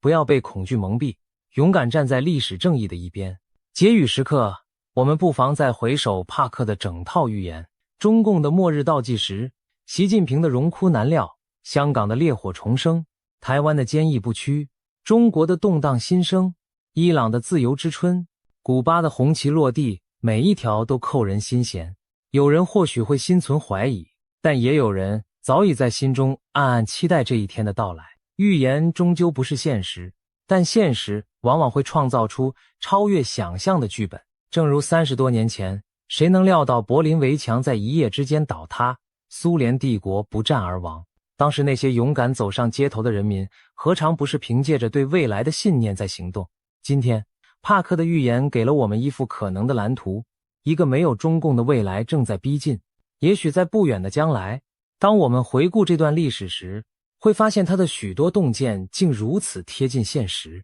当然，我们也要做好心理准备，帕克描绘的道路并非平坦，甚至充满风险与混乱，但破晓前的天空往往最为黑暗。不要忘了，黑暗尽头就是黎明。历经苦难的中国人民一定能迎来属于自己的峥嵘年代，让我们怀抱希望，拭目以待。帕克的预言会全部应验吗？中共会否真的在历史洪流中解体消失，取而代之的是自由新生的华夏？时间将给出答案。我们可以确信的是，每一个追求自由、正义与善良的人都是塑造这答案的一部分。就像帕克所呼吁的那样，勇敢地超越恐惧，坚守内心的善念。当足够多的人这样做的时候，任何预言中的美好未来都不再只是预言，而将成为我们共同创造的现实。让我们期待并迎接那一天的到来，光明就在前方，我们不会再等待太久。翻页的时刻近了，历史新章即将展开。今天的节目就到这里，感谢各位的收看，我们下次再见。今天我们来聊聊一个震撼世界的预言，以及隐藏在其中的历史巨变。这个预言来自英国的知名通灵人士克雷格·汉密尔顿·帕克，他被誉为现代诺查丹马斯，曾经准确预言过川普当选、一个国家脱欧以及全球大流行病的爆发。他现在发出警示，2026年将是人类历史上最关键的转折之年，不是世界末日，但将结束旧的时代，开启崭新的篇章。这个预言的内容涵盖了从瘟疫到战争，从经济震荡到东方巨龙的陨落，堪称一幅惊心动魄的宏大画卷。接下来我们将深入探讨这一预言中的每一个细节。伊朗即将迎来属于自己的春天，下一个发生巨变的会是中国吗？中共当局又为何紧张到今年不敢高调过年？让我们一步步揭开这些问题的答案。首先，我们得了解帕克这次预言的背景和范围。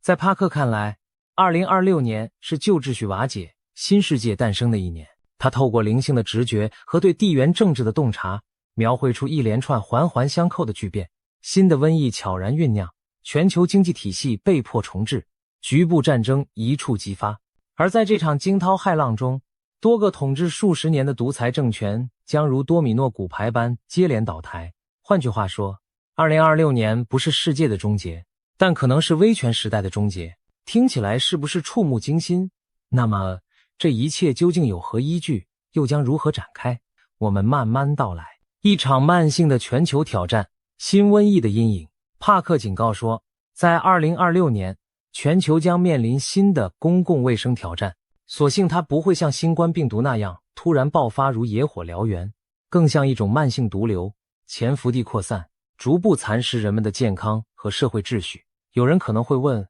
难道疫情又要来了吗？科学家至今未发现明确迹象，但帕克的预感不可小觑。他暗示这场新大流行病可能还是源自亚洲，它隐藏在日常生活中，一点点侵蚀着人体和社会结构。或许很多人感染后只是慢性病症状，却因此长期劳动力下降，医疗系统负担加重。这种看不见的健康危机将对全球供应链造成持续破坏，让世界各国开始反思，我们的公共卫生体系有多脆弱，我们的全球化分工又该如何调整，以应对此类长期挑战。这场危机可能迫使各国重新合作，建立更强韧的医疗和供应链体系。换言之，新瘟疫虽然不像新冠那样引发瞬间恐慌，却可能像白蚁啃噬大树般无声地动摇旧世界的根基。经济的剧烈重组、奇迹幻灭与重置。在经济方面，帕克预见一场席卷全球的衰退和重构。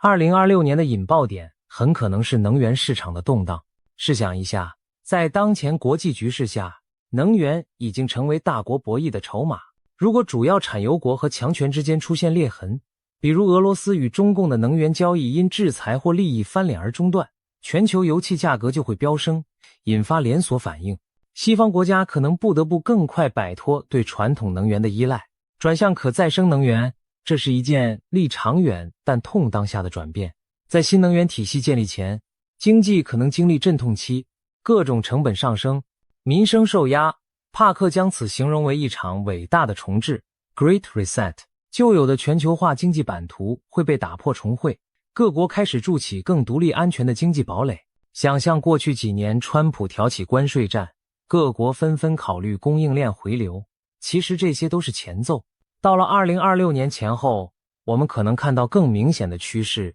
世界经济从一张紧密交织的网转变为几个相对独立的板块，每个板块都希望降低对别人的依赖，以防下一次全球风暴时自身崩盘。这种重置短期带来阵痛，长期则为新秩序奠基。经济层面的巨变无疑会动摇许多政权的稳定，特别是那些合法性主要建立在经济表现之上的政府。听到这里，你可能已经联想到某些国家了。是的，中国正是其中之一。中共过去以经济奇迹自豪，如果全球经济的底牌被重洗，它又将如何自处呢？焦点东移，台海危机一触即发。帕克的预言中有一个重头戏，就是地缘政治风暴从欧洲转向亚洲。他认为2026年前后，世界的战略焦点将东移至台湾海峡，也就是中共与台湾之间长期紧绷的地带。我们知道，持续数年的俄乌战争可能在这2年迎来停火或终局。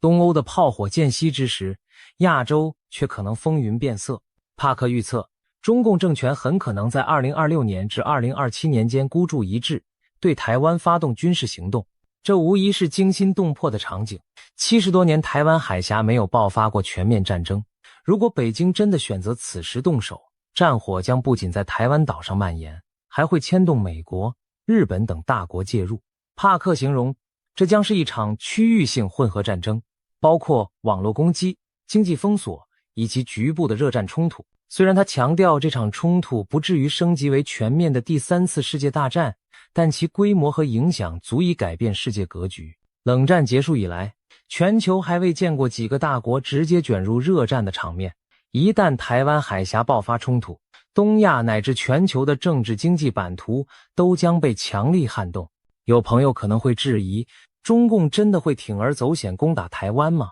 毕竟代价极高，胜负难料。然而，让我们看看目前的迹象。中共领导层近年来频频放话，不排除动武，台湾海峡周边的军事演习密度空前。如果内外交困加剧，历史上独裁者常常会选择对外挑衅来转移压力。帕克的预言与一些军事专家的忧虑不谋而合。2026年前后，或是台湾海峡危机最危险的窗口期。最近西方智库的兵棋推演甚至指出，如果冲突发生，仅靠被动防守，台湾可能会失败，而对中共本土战略目标发动反制打击，才有可能迫使中共退兵。这种围魏救赵的战略假想显示，冲突一旦升级，战火可能延烧到中国东南沿海的经济重镇，进一步震动中共统治根基。可以想见，无论胜负如何，当第一颗导弹飞出时，整个亚太都将进入历史的震央。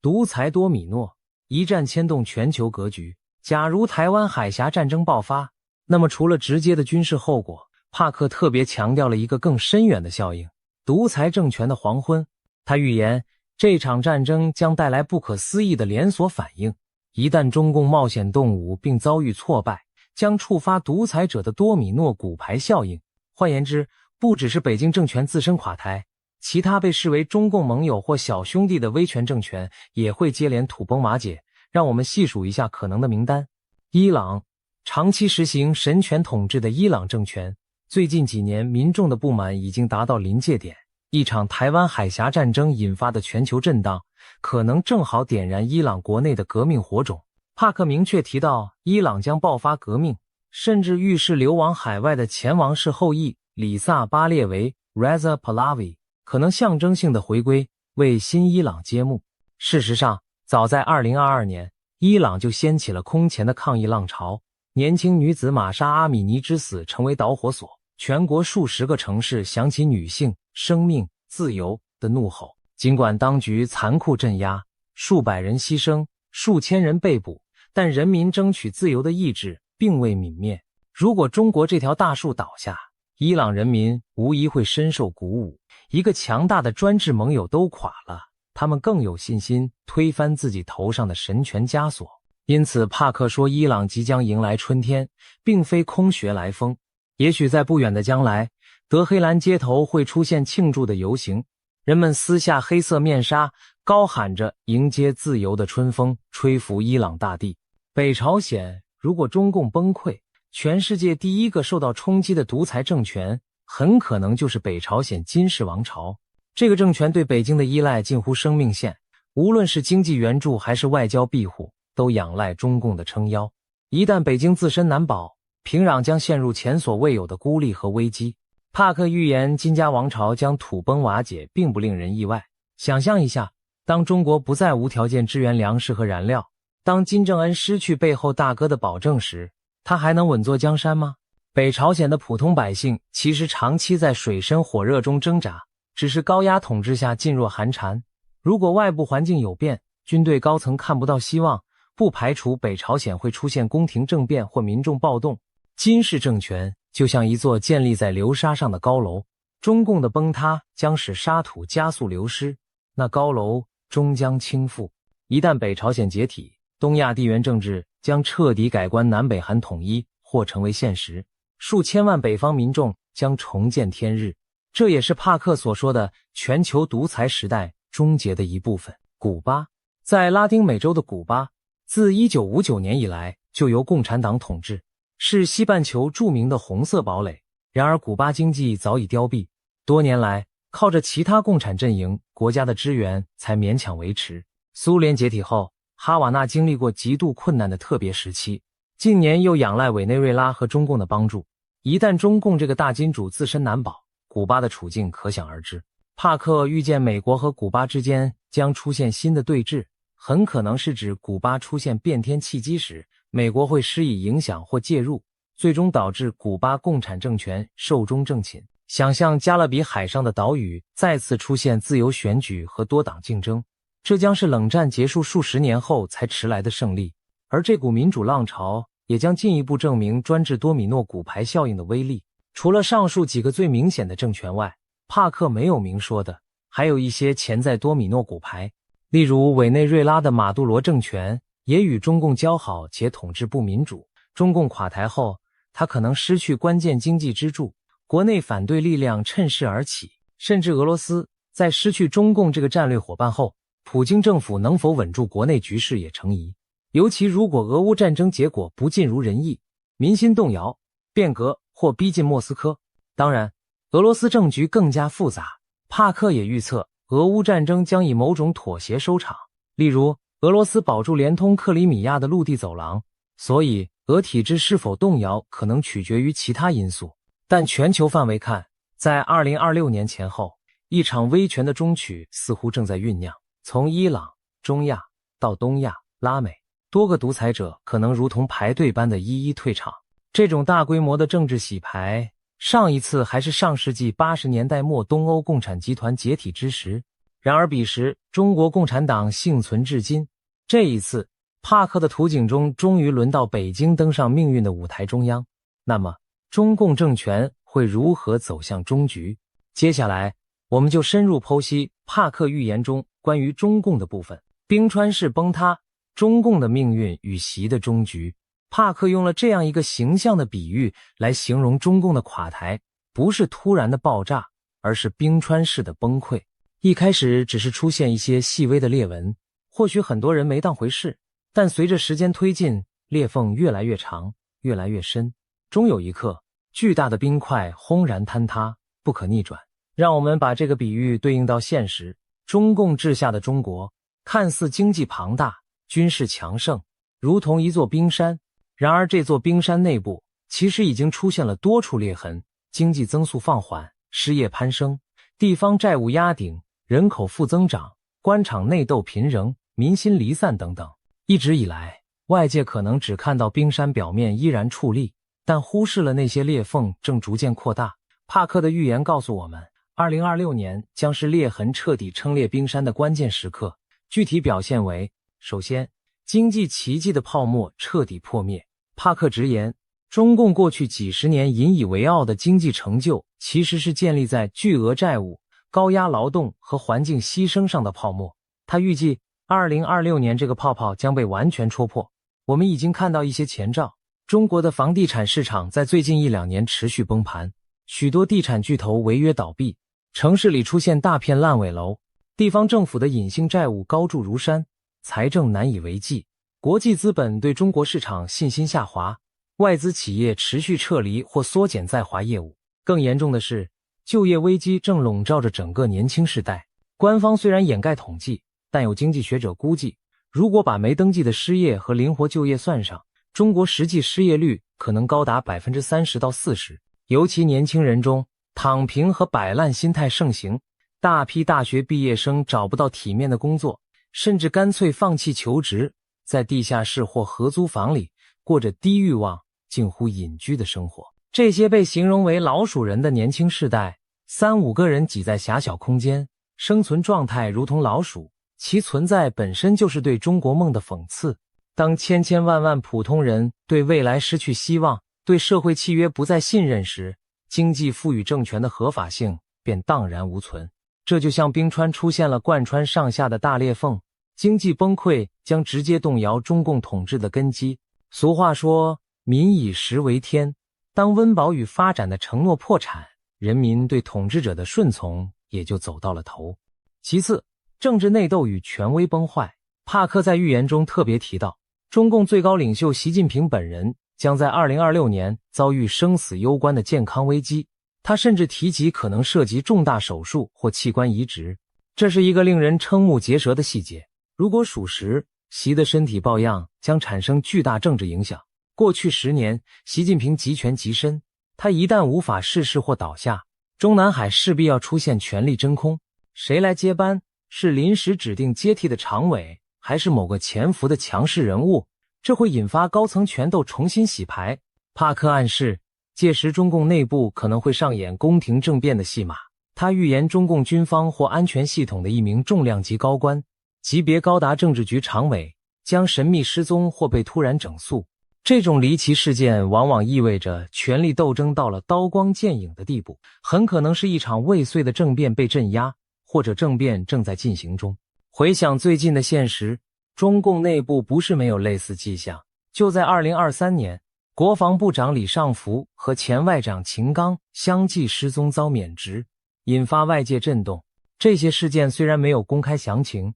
但人们普遍猜测牵涉到习近平对内部的不信任和清洗。如果在2026年再出现更高级别的人事异动乃至肃清，那无疑印证了帕克所言权力核心出了大问题。当最高统治者健康垮掉，亲信失势，潜在政变此起彼伏，可以说中共延续数十年的权力结构正迎来终局。这就好比冰川的结构支柱开始断裂，剩下的只是时间问题。还有一点十分耐人寻味，帕克将香港近期的一场大火解读为天象异兆，象征着旧权力的燃烧殆尽和天命的转移。香港的大火，没错，2023年在香港尖沙咀，一栋高楼发生震惊世界的特大火灾，熊熊烈焰照红半边天。有阴谋论者怀疑那起火灾背后有政治因素，而帕克在火灾发生前的节目中就曾看见高楼燃烧的景象。如今他更进一步赋予这场火灾象征意义，犹如上天在昭示，中共的气数将尽，曾经的荣光要化为灰烬。中国传统文化里有天命的概念，历代王朝兴亡往往被认为与天象和征兆相连。帕克以一个西方预言家的身份，却用类似失去天命的说法来形容中共，不能不让人背脊发凉。这是否意味着中国数千年历史中改朝换代的时刻又将重演？在古代，有时一场奇异天象，例如流星、日食，就能动摇皇帝的权威；而在现代，一场高楼大火被赋予如此寓意，代表许多人心中确实已有一种信念：中共的天命已衰竭殆尽。当连老天都在示警的时候，恐怕连一向无神论的中共自己内心都会忐忑不安吧。也难怪最近北京当局在岁末年初显得格外低调慎重。往年腊月里，党媒总是高调宣传丰收喜庆，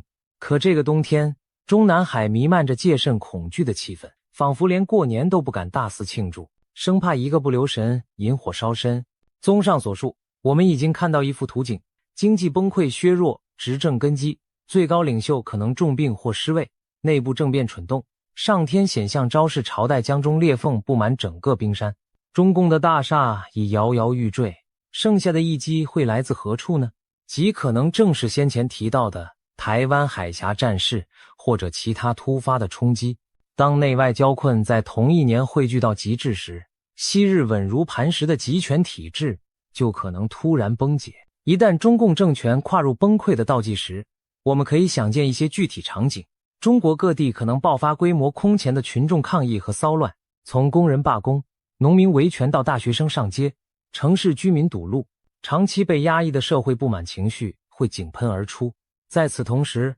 中共党内改革派与强硬派可能爆发激烈冲突，有人主张镇压流血到底，有人则试图和平转型自救。决策层的撕裂将使政府机能瘫痪。更混乱的是，各地军政大员也许会各怀心思，当中央指令无法有效传达，有的省市会不会擅自与抗议群众妥协，或者干脆自行其事？帕克预言中提到的碎片化状态，很可能就是指这种局面。中国不再由一个集权政府紧密控制，而是陷入多方割据的局面。可能有的地区临时由军方接管维持秩序，有的地区出现新兴的民间自治力量。这种情况像极了100多年前的军阀割据时代。不同的是，21世纪的信息时代将使局势变化更为迅速难测。也许在崩溃发生短短几周内，中国版图上就出现数个实际自治的权力中心。比如经济最发达的东南沿海省份，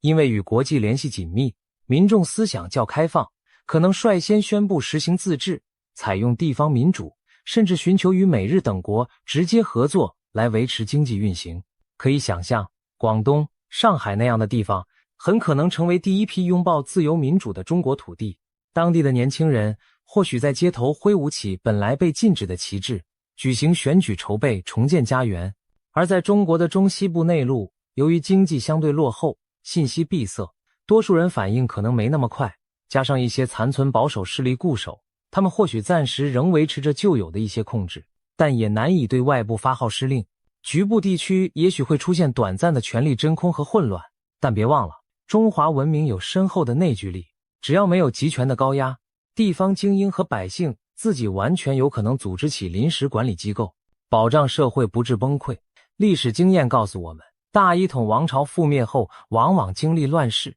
但乱世之中也孕育着新秩序的种子。这一次会有何不同呢？帕克的答案是民主的联邦中国。他认为中共倒台后，中国不会立刻恢复中央集权的一统局面，而是可能走向某种联邦自治体制。或许几年内，中国会出现若干彼此联盟的区域自治政府，共同组成一个类似中国合众国的过渡架构，就像满清倒台后曾短暂讨论联省自治那样。只不过这次有机会真正实现，东部沿海的新兴民主政权可以带动影响内陆地区逐步转型。在这个过程中，国际社会势必会提供支援和斡旋，避免核武器等敏感风险，协助中国完成和平重组。当然，我们必须承认，这个转型期充满不确定性，会不会有地方军阀做大，会不会有外部势力趁虚而入，这些都是未来需要警惕的问题。然而，帕克对中国的长远未来保持乐观与信心，他相信毁灭之后必有重生，而这重生不仅仅是政治制度的更新，更是人民精神层面的复兴。毁灭与重生，灵性觉醒的新中国。或许有人会担心，中共垮台，社会动荡，普通老百姓该怎么办？这会不会带来无尽的苦难？帕克的预言在最后给出一个光明的注脚，他强调，中共不只是个政治政权，更像是一种试图泯灭人性与破坏地球的邪灵。它的倒下不是中国的灾难，反而是地球自我疗愈的一部分。这番话听起来很玄妙，但意思是，中共体制压制了中国人民的精神与文化。当这个压迫解除后，中国人将迎来前所未有的灵性觉醒和精神复苏。试想，数十年来马克思主义的无神论和极端物质主义占据了意识形态高地，传统的信仰和价值观被打压得奄奄一息。然而在民间，儒释道的文化血脉从未断绝，许多人内心对信仰自由和道德重建充满渴望。当枷锁打破，数亿中国人或许会重新寻找心灵的寄托。教堂的钟声，寺庙的青灯，道观的晨钟将重新在人们生活中扮演角色。那些曾被视为禁忌的宗教信仰将重获新生，甚至可能出现融合传统与现代理念的新精神运动。在帕克的愿景中，未来中国不但会建立民主制度，还可能成为全球的灵性中心之一。也就是说，一个脱胎换骨的中国将不仅是富强文明的世俗国度，更是道德复兴、心灵富足的灯塔。这无疑是对近代中国东亚病夫道德滑坡形象的有力反转。如果真能如此，那将是对整个人类社会的巨大贡献。13亿多勤劳勇敢的人民，在摆脱集权后焕发出的智慧和善念，足以影响世界走向更美好的未来。当然，这一切美好的前景都需要中国人付出艰辛努力去实现。在巨变的阵痛期，难免会有迷茫和动荡，但正如帕克所说，这场崩溃不是毁灭，而是重生。对于身处其中的每一个人来说，关键是要保持良知和善念，坚守传统道义，这或许是穿越乱世的唯一方舟。历史洪流汹涌而至之时，一个社会若还有人愿意守望相助，扶弱济困，那它就不会真正崩解。一个民族若仍然敬天信神，向往光明，那黑暗终究无法长久笼罩。我们可以回想不久前，中国各地在极严苛的环境下爆发了感人的白纸抗议，年轻人手举白纸，悼念逝者，争取自由。那一幕幕证明了善良和勇气从未离开。我相信，真正的春天来临时，会有更多的人觉醒，凝聚起驱散寒冬的力量。当伊朗的女性放声欢呼，摘下头巾，迎接新生，中国的年轻人也会在互联网上为他们鼓掌，并且思考自身的命运。当北朝鲜的人民冲破高墙看到阳光，中国人民也必将为邻邦的解放而喜极而泣，因为那也映照出自己的未来。这就是命运的奇妙联动。帕克让我们看见一个可能的未来，在那里集权不再，自由重生。而要抵达那未来，每一个平凡人当下能做的，其实就是守护心中的光，不被绝望与仇恨吞噬，积蓄力量，等待黎明。现在是2026年的序曲阶段，回头看1989年，多少人曾以为中国的春天近在眼前，却又错过。1991年苏联解体时，中南海仍然固若金汤，但是历史的车轮从未停止转动。如今，种种迹象似乎都在指向同一个方向。我们前面提到的帕克预言并非孤立，世界各地许多预言家和学者也在关注2026这个年份。比如有盲眼龙婆之称的保加利亚传奇灵媒巴巴万加，早年也留下预示，指东亚将在2026年前后出现巨变。印度古老的圣者棕榈叶预言中也提到2020年代末，世界将经历巨大转折，包括共产强权瓦解和新纪元开启。甚至中国自己的传统预言典籍，例如推背图、烧饼歌等，在民间解读中都暗示共产政权有寿数限制。许多华人相信，中共的执政运在甲子60年左右就开始衰减。中共建政于1949年，如今已超过70年，已是强弩之末。过去几年天象频现，北京上空出现过罕见的日月同辉，各地灾异不断，这些都被视为天意有变的警示。而在民间舆论场上，最近也出现一股特殊的现象。去年圣诞节，有人在网络上列举历史上的今天发生的事件：红色高棉灭亡，齐奥塞斯库被处决，苏联宣告解体，然后故意把中共暗示为下一个。这条信息在大陆网络疯传，引发无数点击和讨论。有趣的是，就在同一天，北京高层开了一个重要会议，强调稳定，仿佛嗅到了不寻常的气氛。不管你相不相信预言，如今中国社会从上到下确实弥漫着一种焦虑和不确定感，人们都隐隐觉得大势将至，却说不清会是什么。帕克的预言给这份焦虑提供了一个可能的答案。一场旧时代的结束正伴随风暴般的事件渐行渐近，这暴风雨或许无法完全避免，但我们可以选择以什么姿态面对，是怨天尤人、自暴自弃，还是保持勇气、拥抱希望。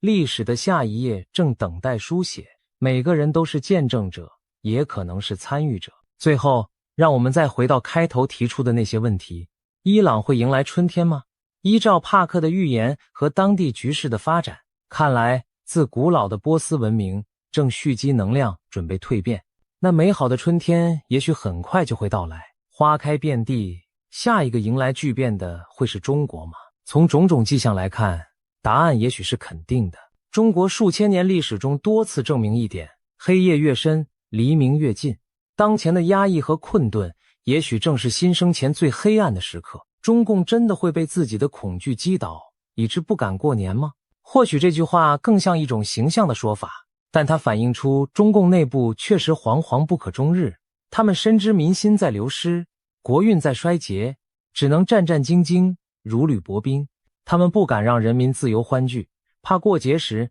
民间再传出什么针砭时弊的段子；他们不敢让官员肆意铺张庆祝，怕稍有不慎激起民愤。这种种畏首畏尾，何尝不是一种对未来的恐惧？一个政权若走到谈变色变、逢节心惊的境地，距离垮台也就不远了。2026年的脚步声已经响起，我们即将见证这场世纪转折。如果帕克的预言成真，请不要惊讶，因为一切早有征兆。如果变局稍有不同，也请不要灰心，因为历史有其节奏。我们所能确定的是，人类追求自由与光明的脚步永不停息。当帕克和其他预言家们把未来的图景展现在我们眼前时，他们其实也是在提醒我们，决定未来的不仅是冥冥中的安排，更是我们此刻的抉择与行动。黎明将至，让我们守护心中的光，静候春天的降临。历史的大戏即将上演，而我们每个人都是这剧中的一员。让我们以勇气与善良迎接这注定惊心动魄的一年，迎接那浴火重生的新世界。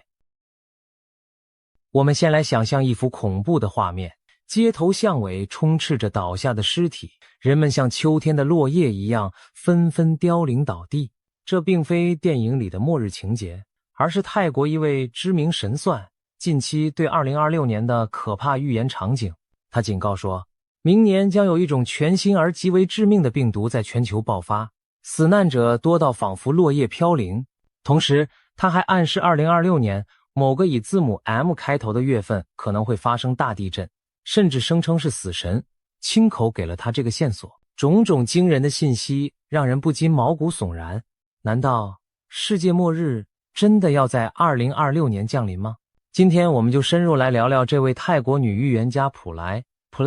所描述的未来图景，以及其他预言中对2026年的可怕警讯，看看这一年究竟为何被形容为人类命运的关键转折点。首先介绍一下普莱师傅的背景与预言实际。普莱在泰国被称为神级命理师，预测命中率据说高达80%。他原本隐退不再公开露面，但去年底突然复出，引起各界关注。为什么他的话这么有分量？因为他过去的许多惊人预言已被现实验证。举几个例子，普莱早在2024年底的一次访谈中就提醒大家2025年上半年在缅甸一带会发生强烈地震，甚至波及曼谷。结果2025年3月28日，缅甸果然发生了瑞士规模 7.7 的大地震，远在泰国曼谷的高楼都有明显震感。那次地震甚至导致曼谷一栋在兴建中的审计署大楼倒塌。巧合的是，普莱之前也警告过，泰国会有兴建中大楼倒塌，土地下陷，要防范大型地陷。果不其然，除了大楼坍塌之外，到了2025年9月，曼谷三深路底下竟然出现了一个深约50米的巨型天坑，让市民大为震惊。不止如此，普莱多次提醒民众囤积罐头粮食，提防特大水灾。结果在2025年年底，泰国南部和爱地区真的爆发了300年以来最严重的水灾，超过300万人受灾，死亡人数过百。另外，当时很多人不相信他说的泰柬战争未完，因为泰国和柬埔寨之间原本已停火，看似平静，然而他坚持战火还会重燃，甚至因此一度被批评散布危言耸听的假消息。然而在去年12月，泰柬边境真的再度发生激烈武装冲突，泰国当局不得不紧急撤离了约40万边境居民。这一连串应验的预言令普莱声名大噪，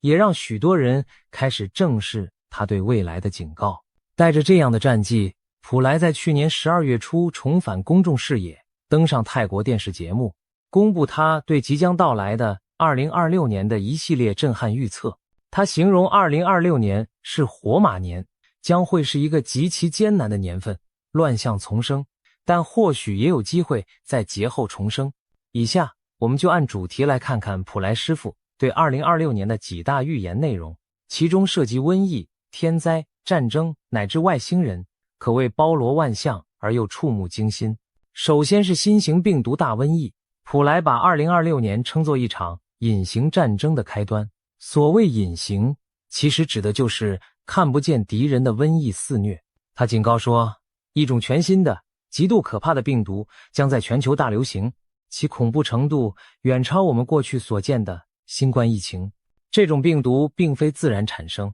而是实验室合成的产物。它结合了古老远古病毒株与现代基因技术，带有某种混种特性。它可能由实验意外泄露，或甚至有人为阴谋故意释放。不管源头如何，普莱说这场瘟疫最初会从亚洲地区和俄罗斯附近开始爆发，随后透过航空旅行等途径迅速传播全世界。病毒可能借由入境旅客传入各国，泰国也难以幸免。更可怕的是，很多携带者可能处于潜伏期或无症状，自己完全不知道，却在不知不觉中散播病毒。这病毒主要透过空气和微小粉尘传播，直接攻击人体呼吸系统。症状看起来有点类似肺结核和黑死病的结合，一开始或许只是一般感冒或流感的症状，但让人百病缠身，迟迟无法痊愈，甚至可能伴随严重腹泻。患者的病情表现相当怪异，短时间内身体机能就会快速衰竭，医生几乎束手无策，致死率极高。普莱形容说，这场疫情不一定需要全民长期居家隔离，或许传播速度未必像新冠那样迅猛全面，但在局部地区会出现极为骇人的景象，死人如花朵凋零，枯叶掉落般成群倒下，也就是开头所描绘的人们大批大批突然病亡的场面，让人生畏。届时某些城市可能真出现街上随处是倒闭之人的凄惨情景。更离奇的是，普莱提到在瘟疫流行期间，肉类食物可能会带有病毒而无法食用，也许病毒能够感染动物或透过肉类传播，所以届时人们被迫回归自然，改以蔬菜水果为主要食物来源，不敢再吃肉。大家仿佛回到了古代狩猎之前的农耕饮食时代。想象一下，那时候人们谈虎色变，连餐桌上的肉都不敢碰，只能啃菜叶为生。这种景象何其荒诞又凄凉。普莱强调，2026年只是这场大瘟疫的开始阶段，真正更大的高峰可能会在2028年至2030年之间到来。如果他的预言成真，人类恐怕正面临一场前所未有的生存挑战，一场看不见硝烟的战争，而我们的敌人不是别的，正是人类自己所创造或释放出的致命病原体。接下来是自然灾害的部分。普莱认为2026年的天灾将同样让人胆寒，尤其是洪水。他看见明年降雨异常偏多，全年雨量远超往常，持续不断的暴雨将造成土地严重积水，地下水位饱和无法排出，引发大范围的地面沉降，甚至地层塌陷。他形容水来得又快又猛，当地下隐患积累到极限时，地面可能突然出现塌洞或者沉陷，把人措手不及。更糟糕的是，这些洪涝灾害会和风暴路径重叠，也就是说，某些地区可能反复遭受风暴吹袭和洪水侵袭，一波未平，一波又起，一直到2026年底之前，洪水破坏力都可能达到可怕的程度。对当地人来说，这简直像连续被暴雨和洪水毁灭性的猛击。但奇怪的是，普莱说，这是件当地人会知道，但外地人会被屏蔽的事情。听起来仿佛灾情之严重可能被某种程度的封锁消息，不让外界立刻充分了解真相。或许他暗示灾区信息传递会受阻，外界低估了实际损失。无论如何，雨灾之烈在他眼中前所未见。泰国首都曼谷同样难逃天灾的考验。普莱指出，明年曼谷的湄南河等水位会上升，市区也可能淹水。不过他也带来一丝令人宽心的信息，曼谷的水虽来得快，但退得也快，不会长期积水成泽国。而且相较于泰国其他地区，曼谷的灾情反而算是轻的。他说，曼谷居民无需因此而恐慌，撤离或抛售房产。至少未来3至5年乃至更长时间内，曼谷仍是泰国最适合居住的地方。甚至他打趣说，死神大人目前也没有指示他离开曼谷。换言之，如果连替死神传话的他都不走，那大家暂时也不必弃城逃难。当然，这话语背后既是安抚也是警示，曼谷并非完全安全，只是相对安全些而已。因为接下来还有更多灾难在等着，除了洪水，还有风暴与爆炸事故的威胁。普莱预言2026年开年伊始就不平静，今年1月将有7场风暴接连袭来。他斩钉截铁地说道，7场风暴听起来不可思议，短短1个月内竟接二连三出现如此多强烈风暴，而且威力都显著超过往年常见规模，更加猛烈难当。如果这预言成真，马上就考验着沿海地区和岛国的抵御能力了。也许我们将目睹台风、热带气旋或强烈风暴潮频繁登陆，把原本喜庆的新年变成忙于救灾的噩梦。此外，在2025年底到2026年年初这段期间，普莱特别提醒大家提防一种非庆祝性的爆炸事件。他形容那感觉就像烟花爆竹般的炸裂声此起彼伏，但却不是在庆典中释放烟火，而可能是意外爆炸或恐怖袭击。尤其中国新年、跨年这种节庆将近时，人们松懈聚集之际，他担心某些社区内可能多发爆炸事故，这让人不由自主联想起那些年末年初常见的烟火意外、工厂气爆，甚至有人蓄意借节日人潮作乱等等情景。普莱没有细说爆炸的具体原因或地点，只是语带凝重地呼吁大家务必小心。值得庆幸的是，他同时表示，泰国应该不会出现整栋大楼倒塌这种级别的大灾难，这一点算是松了口气。毕竟他去年已经准确料到曼谷大楼坍塌事件。不过，小规模但致命的爆炸风险仍然存在，我们不能掉以轻心。最惊心动魄的预警之一，大地震与地质异动。普莱在采访中语出惊人地说，2026年的曼谷将发生地震。要知道，泰国本土平时并非高震区，曼谷更是少有强震。如果市中心真的来一场大地震，后果不堪设想。普莱表示，这次地震的震央会就在繁华的曼谷市区，可能是地底某处长期累积的能量终于在压力极限下释放出来。至于地震的严重程度，他坦言无法确定，但直觉非常可怕。主持人当场追问他能否给出具体日期或时间，普莱沉吟了一下，透露说这是死神大人给他的提示，提示只有2个字母 M 月。所谓 M 月是指在泰语中以字母 M 开头的月份，泰文里1月、3月、4月的月份名都以字母 M 起首，因此这3个月被他列为地震高风险期。也就是说，明年的正月、新历3月或4月，曼谷发生强震的几率特别高。然而，普莱话锋一转，又补充了一个神秘的线索，他看见在未来5到6个月内，地面会有某种物质冒出的奇异现象，推算大概会在2026年5月左右出现。他暗示到，大家需要特别警惕5月之后的那段 M 月期间。这听上去仿佛明示着，也许到明年5月前后，地下的火山或能量活动会有征兆浮现。一旦出现这种迹象，那接下来临近的一个 M 月、1月、3月或4月就极可能引爆大地震。有人猜测，他真正担心的时间点也许是2026年下半年，甚至2027年初的某个 M 月。但普莱没有再进一步解释，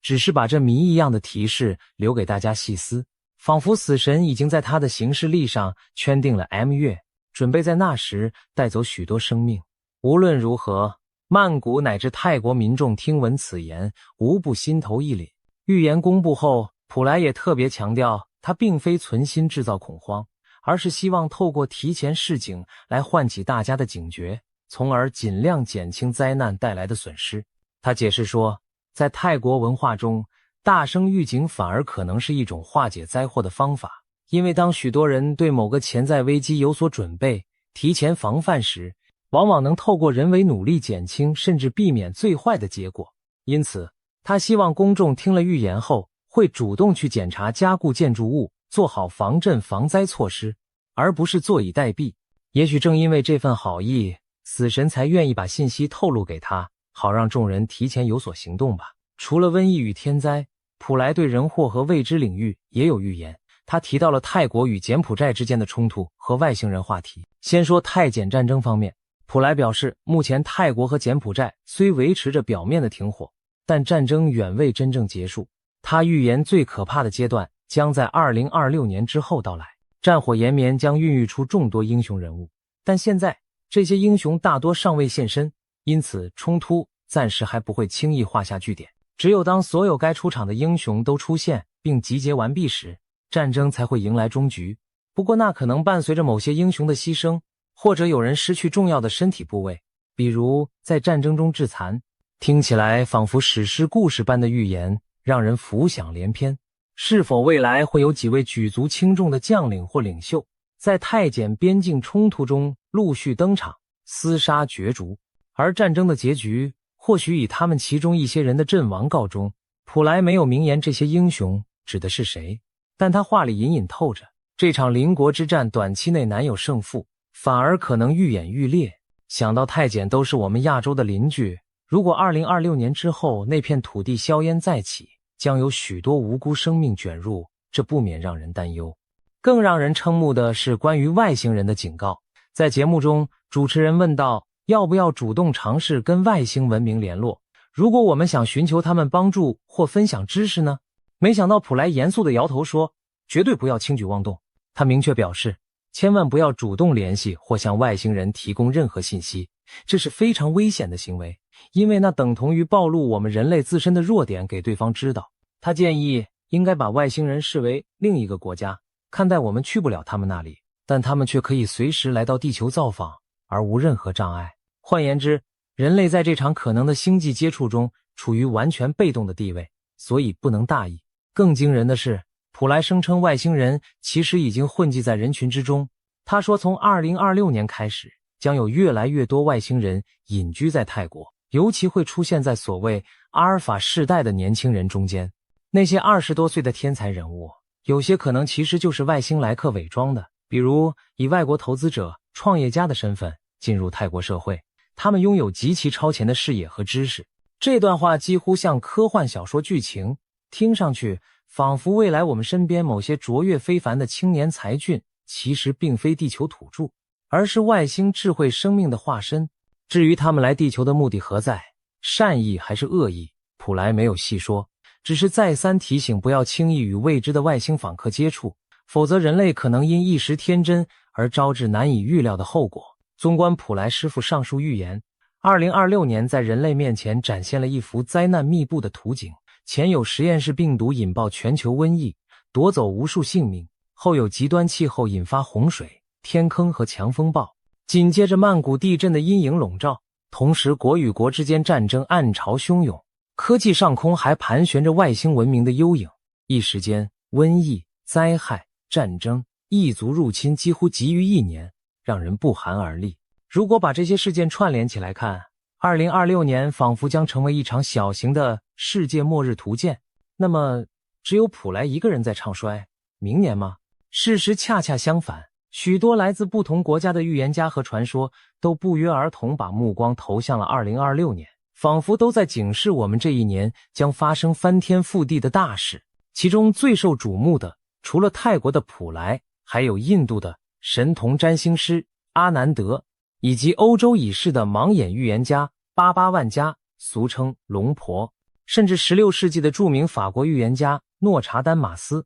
也被人从他布满谜团的诗句中解读出对2026年的惊人暗示。接下来，我们就将普莱的预言与其他末日先知的看法综合起来，比对看看这些不同来源是否在某些关键点上惊人的相似。先来看印度的预言神童阿南德。这位年仅19岁的印度青年，从小研习古老的吠陀占星术，据说曾准确预测新冠疫情、俄乌战争、台湾大地震等重大事件，因而拥有大批信众，被誉为世界上最年轻的灵性预言家。阿南德在他最新的星象分析中也强调，2026年将是人类文明一个重大的转折之年。他的说法和普莱如出一辙，都把明年视为巨变的开端。阿南德指出，根据占星推演，2026年前后天体运行有特殊的征兆，土星与拉胡，印度占星中的一个凶星将发生合相。这种星象意味着旧的时代即将崩坏，新的纪元开始诞生。他断言，2026是末法时代的终章，也是黄金新世纪的前奏。在这个宏大的框架下，阿南德提出了几项具体预警。第一，自然方面，太阳活动将异常强烈，导致两极冰川加速融化，引发连锁的气候灾难洪水，干旱与暴风雨将交替上演，极端天气此起彼伏。同时，环太平洋地震带会被他称作的巨龙唤醒，进入高活跃期，可能出现震级极高的巨震。简而言之，地球进入动荡不安的阶段，大地震、火山爆发等巨变频发。他甚至提到天空或将出现奇异天象，例如血红色的天空或者超大的冰雹等，象征地球能量的极度失衡。阿南德警告说，这一系列天灾并非无缘无故降临，而是地母的怒火，是人类长期贪婪破坏环境所触发的报复。第二，科技与社会方面，阿南德提出 AI 反噬人类的可能性。他认为2026年人工智慧的发展将暴露出灵性的空洞。如果人类过度依赖 AI 智能体，可能会反过来制约人类，甚至造成严重的社会危机，成为新时代最大的挑战之一。想象一下，如果某天银行、电力、交通、军事等关键系统都由失控的人工智慧掌管，我们的日常生活将多么脆弱。这听起来和科幻电影《魔鬼终结者》里天网叛乱的情节颇为相似，但如今越来越多现实迹象表明， AI 确实潜藏风险，不能不令人心惊。第三，地缘政治与经济方面，阿南德预见全球权力格局和经济秩序都将在明年迎来巨变。他认为西方主导的旧秩序会开始混乱衰退，美中关系日趋恶化，南海等地缘热点冲突升温，而印度将因婆罗门能量回流而崛起为所谓的文明避风港。在他笔下的剧本中，西方很多国家会陷入政治动荡甚至混乱，而古老的印度反而因其精神传统和能量而成为全球寻求心灵复兴的中心。此外，阿南德预言经济将剧烈震荡，传统金融市场大幅波动，全球物资短缺，粮食危机加剧，其中黄金价格可能暴涨至原来的4倍之多。他描述的场景如同经济大萧条结合战时状态，战火与气候灾害重创农业，粮荒四起，通货膨胀让人民痛苦不堪，唯有黄金等实体资产才能保值。阿南德对亚洲地区，特别是东亚与台湾也发出了警讯。他说，东亚一带有龙脉苏醒，意味着从台湾开始，整个东亚在2026年前后可能经历地震与水患等能量大量释放的时期。他提醒居于此地的人们务必保持内心的平静与警惕，做好防灾准备。值得注意的是，他提到灾劫也是灵性觉醒的契机，经历磨难将促使人们反思并回归自然，修复自我内心，并迎接他所说的恒河之灯照耀的新纪元。这意思是，虽然灾难深重，但人类或可借此契机提升精神境界，从而在废墟上建立新的更和谐的文明。可以看到，印度神童阿南德对2026年的描述和泰国普莱的预言在多个方面不谋而合。他们都提到了极端天灾、地震、洪水、全球性的重大危机，以及世界格局的剧烈变动。两人的观点都认为，人类正面临某种大考验，经此洗礼后才有新生的可能。甚至连 AI 威胁这样的主题，他也与普莱不约而同地提及。普莱虽未详谈 AI， 但他对外星人科技的警戒其实有异曲同工之处，都是提醒人类不要自满大意。当然，他们使用的语言体系不同，一位借助星象灵性，一位经由通灵神视，但信息内涵竟有许多相通之处，这不禁令人深思。接下来，我们再看看欧洲的盲眼预言家巴巴万加对2026年的预言。巴巴万加是保加利亚的传奇人物，生前留下大量对未来的预测，被誉为欧洲龙婆。据传，他曾精确预言了一些重大事件，如苏联解体、911恐袭、英国脱欧、新冠疫情等等。因此，即使他已去世多年，他的预言仍在全球引发讨论。最近，英国媒体披露了万家奶奶对2026年的几项惊世预言，内容之劲爆堪称末日电影剧本。万家警告说，2026年将成为人类命运的关键转捩点。他提到了4大方面：毁灭性天灾、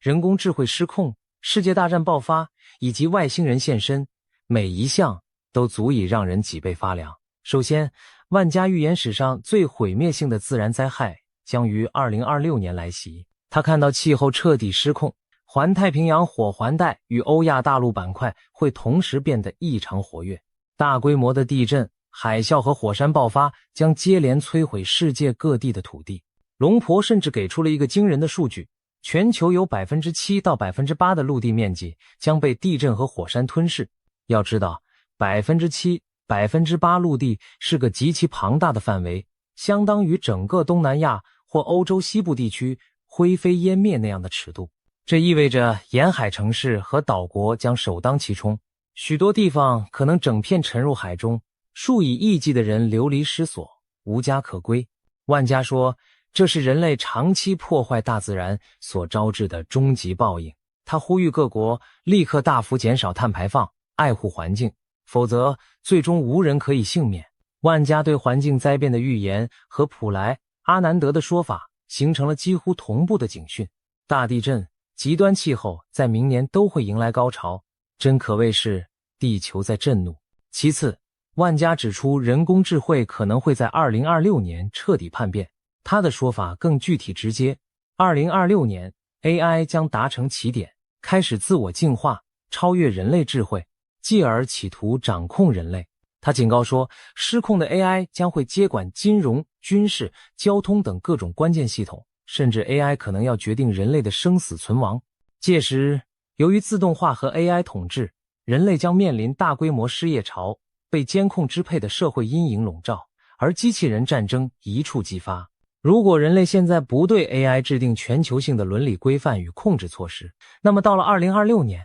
我们恐怕会亲眼见证科技反噬人类的恐怖场景。龙婆的这番预言和前面阿南德提到的 AI 危机如同照应。他说 AI 现灵性空洞会反制人类，万家则直截了当描绘了 AI 叛变奴役人类的图景。看来无论东西方，占星家和灵媒都对人工智慧的快速发展充满隐忧，不得不令人重新审视我们与科技的关系。第三，万家预言，第三次世界大战将在2026年爆发，这无疑是最惊心的一条消息。他明确地预见战火将从东欧燃起，继而蔓延到中东与亚太地区。他甚至描述了战争结果，由俄罗斯领导的东方阵营将击败西方阵营，普丁将被世人称为世界之主，而欧洲多国将沦为焦土废墟。核武战争的阴影将笼罩全球，数亿人将逃难流离。万家感叹，这场战争的根源在于人类的贪婪和权力欲，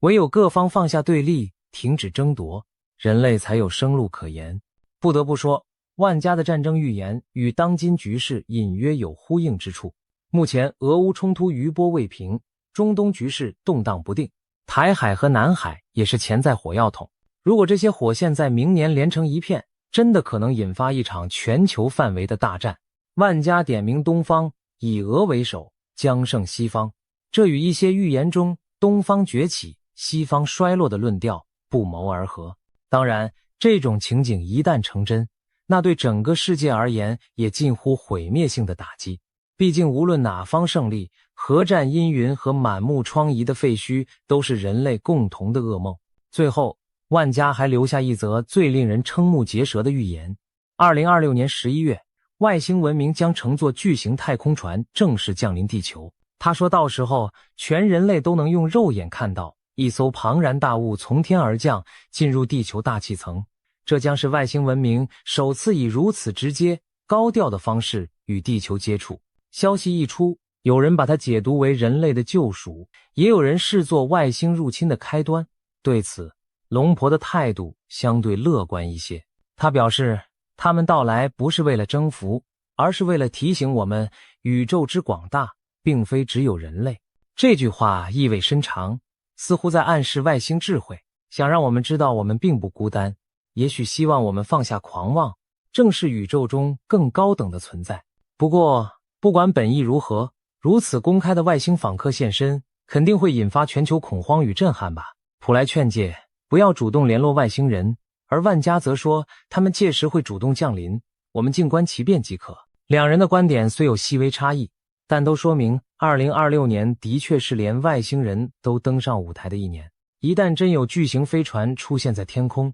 那将是人类历史上一个无法忘却的时刻。值得注意的是，尽管万家的预言描绘了灾难深重的未来，他还特别强调，2026年并非世界末日，而是人类必须彻底觉醒的一年。换句话说，他并不认为明年就是人类完全灭亡的终点，相反，它更像是决定命运走向的一个转折关口。如果人类能在各种极端挑战中汲取教训，深刻反省，也许还有机会避免真正的毁灭末日。这点和印度神童阿南德所说的非常相似，他称2026只是末法末节之期，之后将有新纪元可能诞生。同样，普莱在预言灾难的同时，目的也是为了让人们提前预防，自救自强，而不是坐等末日降临。综合泰国、印度、欧洲三方的预言，再辅以经典预言家的解读，我们可以发现很多关键信息惊人的相符。瘟疫、天灾、战争、AI 危机、外星接触，2026年在不同先知眼中都汇聚了这些元素，仿佛全世界的预言脉络在这一年汇成同一条洪流，奔向不知是毁灭还是重生的未来。就连以隐晦难懂著称的诺查丹马斯，其爱好者们也声称在他留下的4行诗中找到了对2026年的暗示。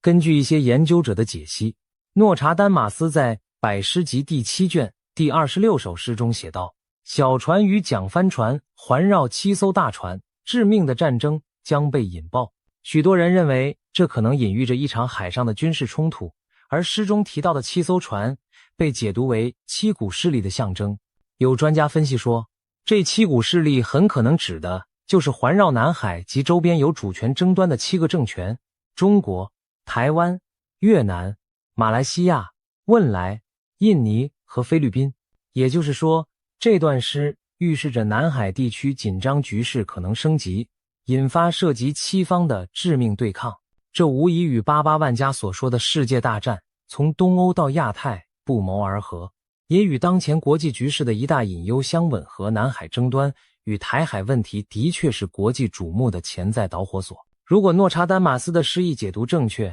那么2026年前后，台湾及南海恐怕真要小心卷入一场致命的多方角力。除了这则海战隐喻，诺查丹马斯还有其他关于东西方冲突的诗句也被拿来对号入座。比如他提到，当火星主宰星辰之路，人血将洒满圣殿，3团火焰自东方升起，西方在寂静中失去光明。这段充满诗意的语句被广泛解读为亚洲势力的崛起与东西方文明冲突的加剧。3团东方火焰，有人说象征东方大国兴起或3条东方战线，西方失去光明则暗指西方世界陷入黑暗衰败。甚至诗里提到一个神秘的蜜蜂群，有现代军事爱好者将其比喻为蜂拥而至的无人机集群作战，暗示未来战争形态的改变。这不禁让人想到前面普莱和万家都谈及 AI 科技在战争中的影响，可见就连距今400多年前的预言诗人在模糊的诗句中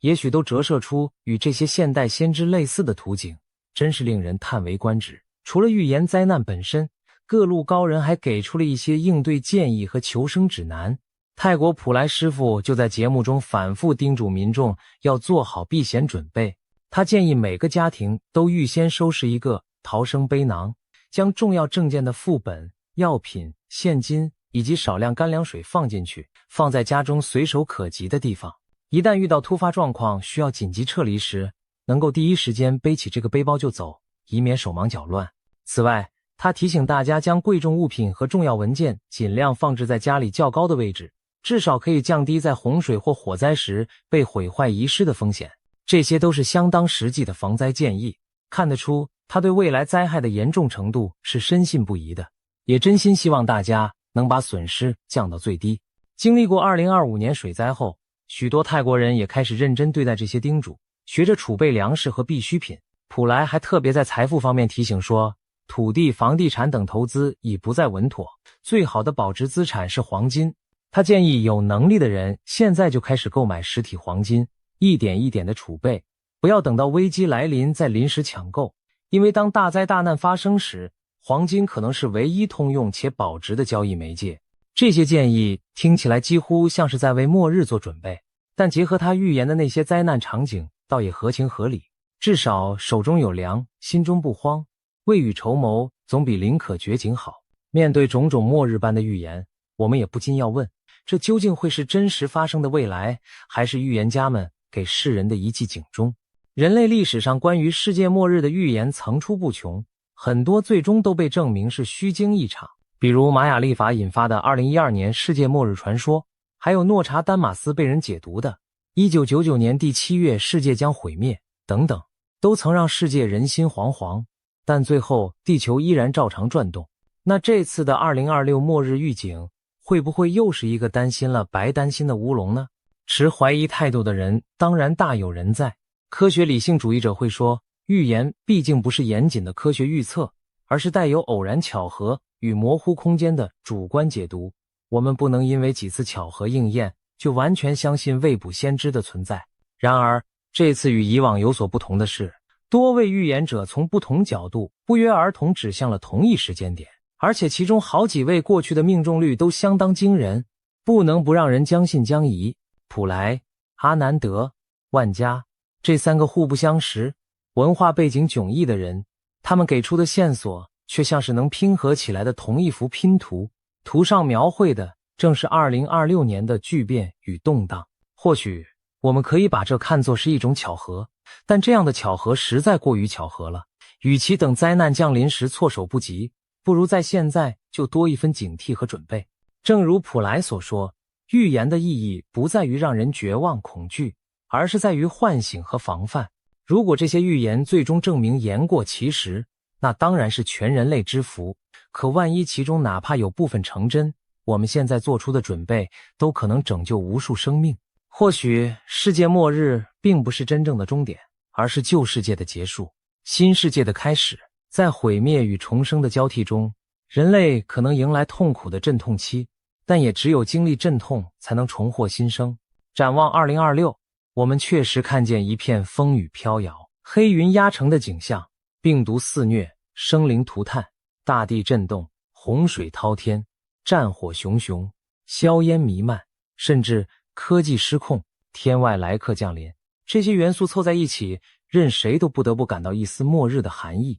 然而正如龙婆万家所说，这未必是世界的终局，而可能是一次人类的集体考验与觉醒。如果我们能从中领悟谦卑与敬畏，改变对自然和科技的态度，加强全球合作与善意，也许最坏的结局可以避免。退一步讲，即便未来一年注定多灾多难，我们也可以凭借提前的准备和人性的团结，将这场世界末日考验转化为推动文明进化的契机。最后，不妨扪心自问，当如此多的预言警钟同时为2026年而鸣响时，我们应该嗤之以鼻，一笑置之，还是应该有所警觉？未雨绸缪，答案见仁见智。但有一句话或许值得记住，希望最好的情况，同时做好最坏的打算。对个人如此，对整个人类也是如此。也许所谓的末日并非突然的终结，而是对我们人类的一次严厉提醒，提醒我们反思自己的所作所为，为自己的未来负责。